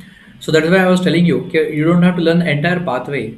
Why I'm making you write down, okay, you should understand okay, where it comes. This homogentisate oxidase enzyme कहाँ पर आता है? Yes, homogentisate oxidase enzyme will be a part here. Deficiency of this will lead to alkaptonuria. Chalo, sir. And if this is completed, we are done with the biggest topic in this entire protein metabolism. Metabolism of aromatic amino acid, tyrosine, tryptophan, phenylalanine. Out of these three, we are done with tyrosine and phenylalanine, sir. Tyrosine and phenylalanine. Is it okay? तो ये वाला metabolism हो गया sir. Now please write down the heading as tryptophan. Okay. Now let us learn what will be the importance of tryptophan. So tryptophan का importance पढ़ते हैं. तो चलिए सर हेडिंग लिखिए tryptophan right now, guys. Now tryptophan is like very easy one, sir. Only you have to remember like only 3 points. What are the functions of tryptophan? Tryptophan is going to help in the formation of melatonin. Oh my god, confusion. Melanin is formed from tyrosine. Melanin is a pigment, and tryptophan will help in the formation of melatonin. What is melatonin, guys? Melatonin is actually a hormone that is produced by the pineal gland. Sir. Number two, tryptophan will help in the formation of serotonin. And number three, tryptophan will help in the formation of a vitamin, sir, important, and that will be your vitamin B3. So vitamin B3 is also known as niacin, and it is also known as the nicotinic acid. So vitamin B3 or niacin or nicotinic acid.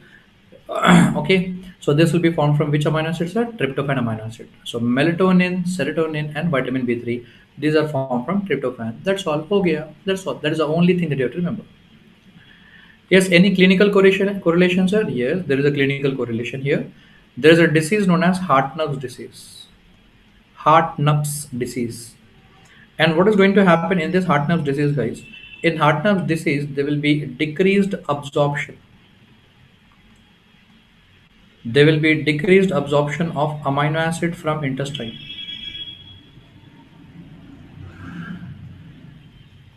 There will be decreased absorption of amino acid from intestine. Okay ना?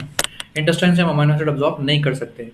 So when there is a decreased absorption of amino acid from intestine, which amino acid will be decreased? Remember, there will be decreased tryptophan.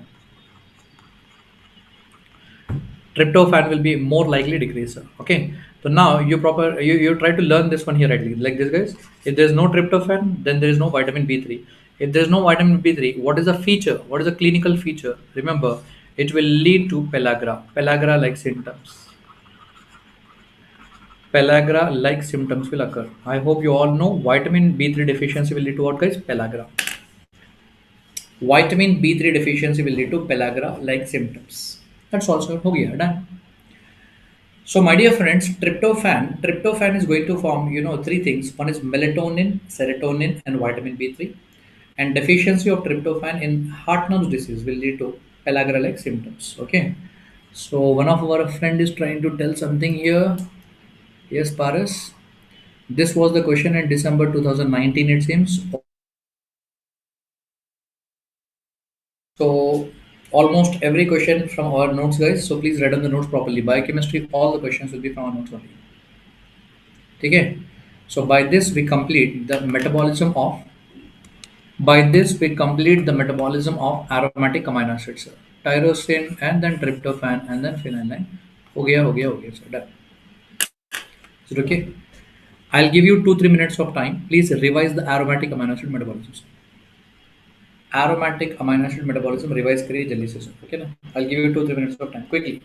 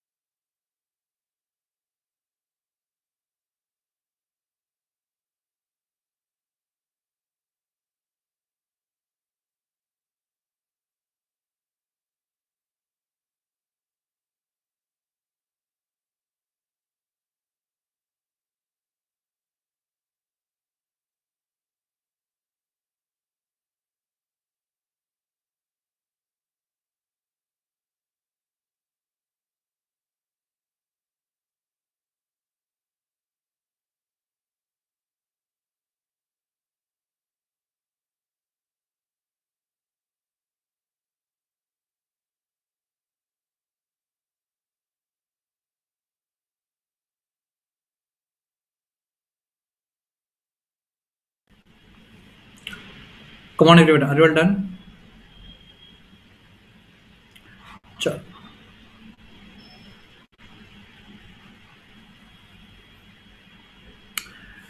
Now that completes our aromatic amino acids, guys. So therefore, this is actually the biggest one, guys. Hello, everyone. So this is actually the biggest topic, guys. So we do one thing here, study all these things, and then we'll do one thing. We'll continue tomorrow. This one, guys. Okay. Okay. Some people are like requesting, sir, class khatam kar do and all those things. So guys, whatever it is, like whatever I planned has been completed today, and please learn that, guys. So metabolism of aromatic amino acid, tyrosine, tryptophan, phenylalanine. Finish off that one, and please proteins, and then the carbohydrate metabolism, electron transport chain. Okay, so finish up this one. Tomorrow we'll do the remaining protein, and even the lipid metabolism will be done tomorrow, guys. Okay, so thank you all. Take care. Good night. Goodbye. Okay. And I think in the group, one more thing in the group, I have shared, a YouTube channel, and on that I'm trying to, just make small videos, like a small video, just less than 2 minutes. I'm seeing to that, one question has to be covered. So in that anatomy questions, I'm slowly making the videos. So like it will be easy for you people, like while having lunch, just while having dinner, you can just open, and वो ऐसे ना याद होता जाएगा. You'll keep on learning that. So that is why my main intention is. Okay, so just 2 minutes चलते फिरते कहीं पर भी, like going here and there, you can just uh, learn many points, many MCQs will come, and that will be done, guys. Okay, fine. So please subscribe to that one, and please even share with all your friends also, so that they can also take the benefit of that one. Share with all your groups and all your friends. Okay, and then I'll try to make more and more like that. Fine. Thank you all. Good night. Any more doubts, you can just drop me a message in the group, guys. So I'll get back to you. Okay. Bye bye. Take care. Good night.